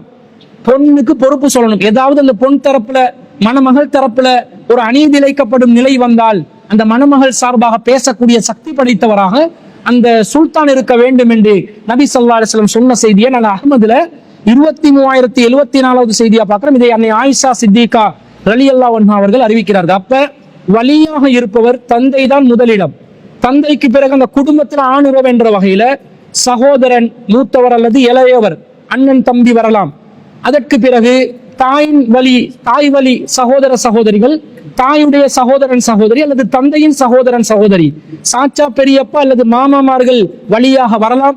இவர்கள் யாரும் வழியாக நிற்பதற்கு தகுதி பெறாத நிலை வரும் என்றால், இறந்த நிலையோ தகுதி பெறாத நிலையோ வந்தால், ஊரு தலைவர், ஜமாத்து தலைவர் வழியாக நின்று திருமணம் நடத்தி வைக்கலாம் என்று ஹதீசுகள் நேரடியாக சொல்வதனால குறித்த சகோதரர் தனது தங்கையின் திருமணத்திற்காக தந்தை உயிருடன் இருந்தும் அவர் தகுதி பெறாத நிலையை கருத்தில் கொண்டு சகோதரன் முன் நின்று அந்த திருமணத்தை நடத்தி வைத்திருந்தால் அந்த திருமணம் செல்லுபடியாகாது என்று சொல்வது முற்றிலும் முழுவதும் தவறான ஒரு செய்தி. அந்த திருமணம் செல்லுபடியாகும். தாராளமாக அந்த திருமணத்துக்குரிய ஏனைய நிபந்தனைகள் எல்லாம் முழுமை பெற்றிருக்கக்கூடிய ஒரு திருமணமாக இருந்தால், விருப்பம் தெரிவிக்கப்பட்டு மகர் கொடுக்கப்பட்டு அனாச்சாரங்கள் இல்லாத நிலையில அந்த திருமண ஒப்பந்தம் முறையான இந்த இவர் வழியா நின்று நடத்தி வச்சிருந்தார் என்று சொன்னா அது செல்லுபடியான திருமணம் என்பதுல எந்த ஒரு மாற்று கருத்தும் இல்லை. அந்த சகோதரருக்கு ஒருத்தர் தவறான செய்தியை தான் சொல்லி இருக்கிறார் என்றது விளங்குது. எனவே அன்பிற்குரியவர்களே, இந்த வாரத்துக்கான முக்கியமான கேள்விகளை நாங்கள் தொகுத்து வழங்கி இருக்கிறோம். இன்ஷா அல்லாஹ் இது போன்ற மார்க்க சந்தேகங்களுக்கு தெளிவுபடக்கூடிய விதத்தில் நீங்கள் அன்றாடம் சந்திக்கக்கூடிய பிரச்சனைகளை திரையில் தென்படக்கூடிய வாட்ஸ்அப் இலக்கத்திற்கு 9764154245 என்ற வாட்ஸ்அப் இலக்கத்திற்கு நீங்கள் கேள்வியாக அனுப்புங்கள். ஒரு சில சகோதரர்கள் சாதாரணமாக நாங்களே தேடி கண்டுபிடிக்கக்கூடிய செய்திகளை நின்று கேள்விகளாக அனுப்புறாங்க. அப்படி இல்லாம நீங்க அன்றாடம் சந்திக்கிற மிக முக்கியமான பிரச்சனைகள், விடை காண முடியாத பிரச்சனைகளாக இருக்கக்கூடிய கேள்விகளாக இருந்தால் அவற்றை அனுப்பி வையுங்கள். குர்ஆன் சுன்னாவில் இருந்து அதை ஆய்வு செய்து மிக சரியான பதில்களை அல்லாஹ்வுடைய அருளால் சொல்வதற்கு நாங்கள் தயாராக இருக்கிறோம் என்பதையும் கூறிக்கொண்டு இந்த வாரத்திற்கான சிடிஜையின் உங்கள் கேள்வி நேரம் நிகழ்ச்சியை நாம் இத்துடன் நிறைவு செய்து கொள்கிறோம். வஆகிரு தஅவானா அல்ஹம்துலில்லாஹி ரப்பில் ஆலமீன்.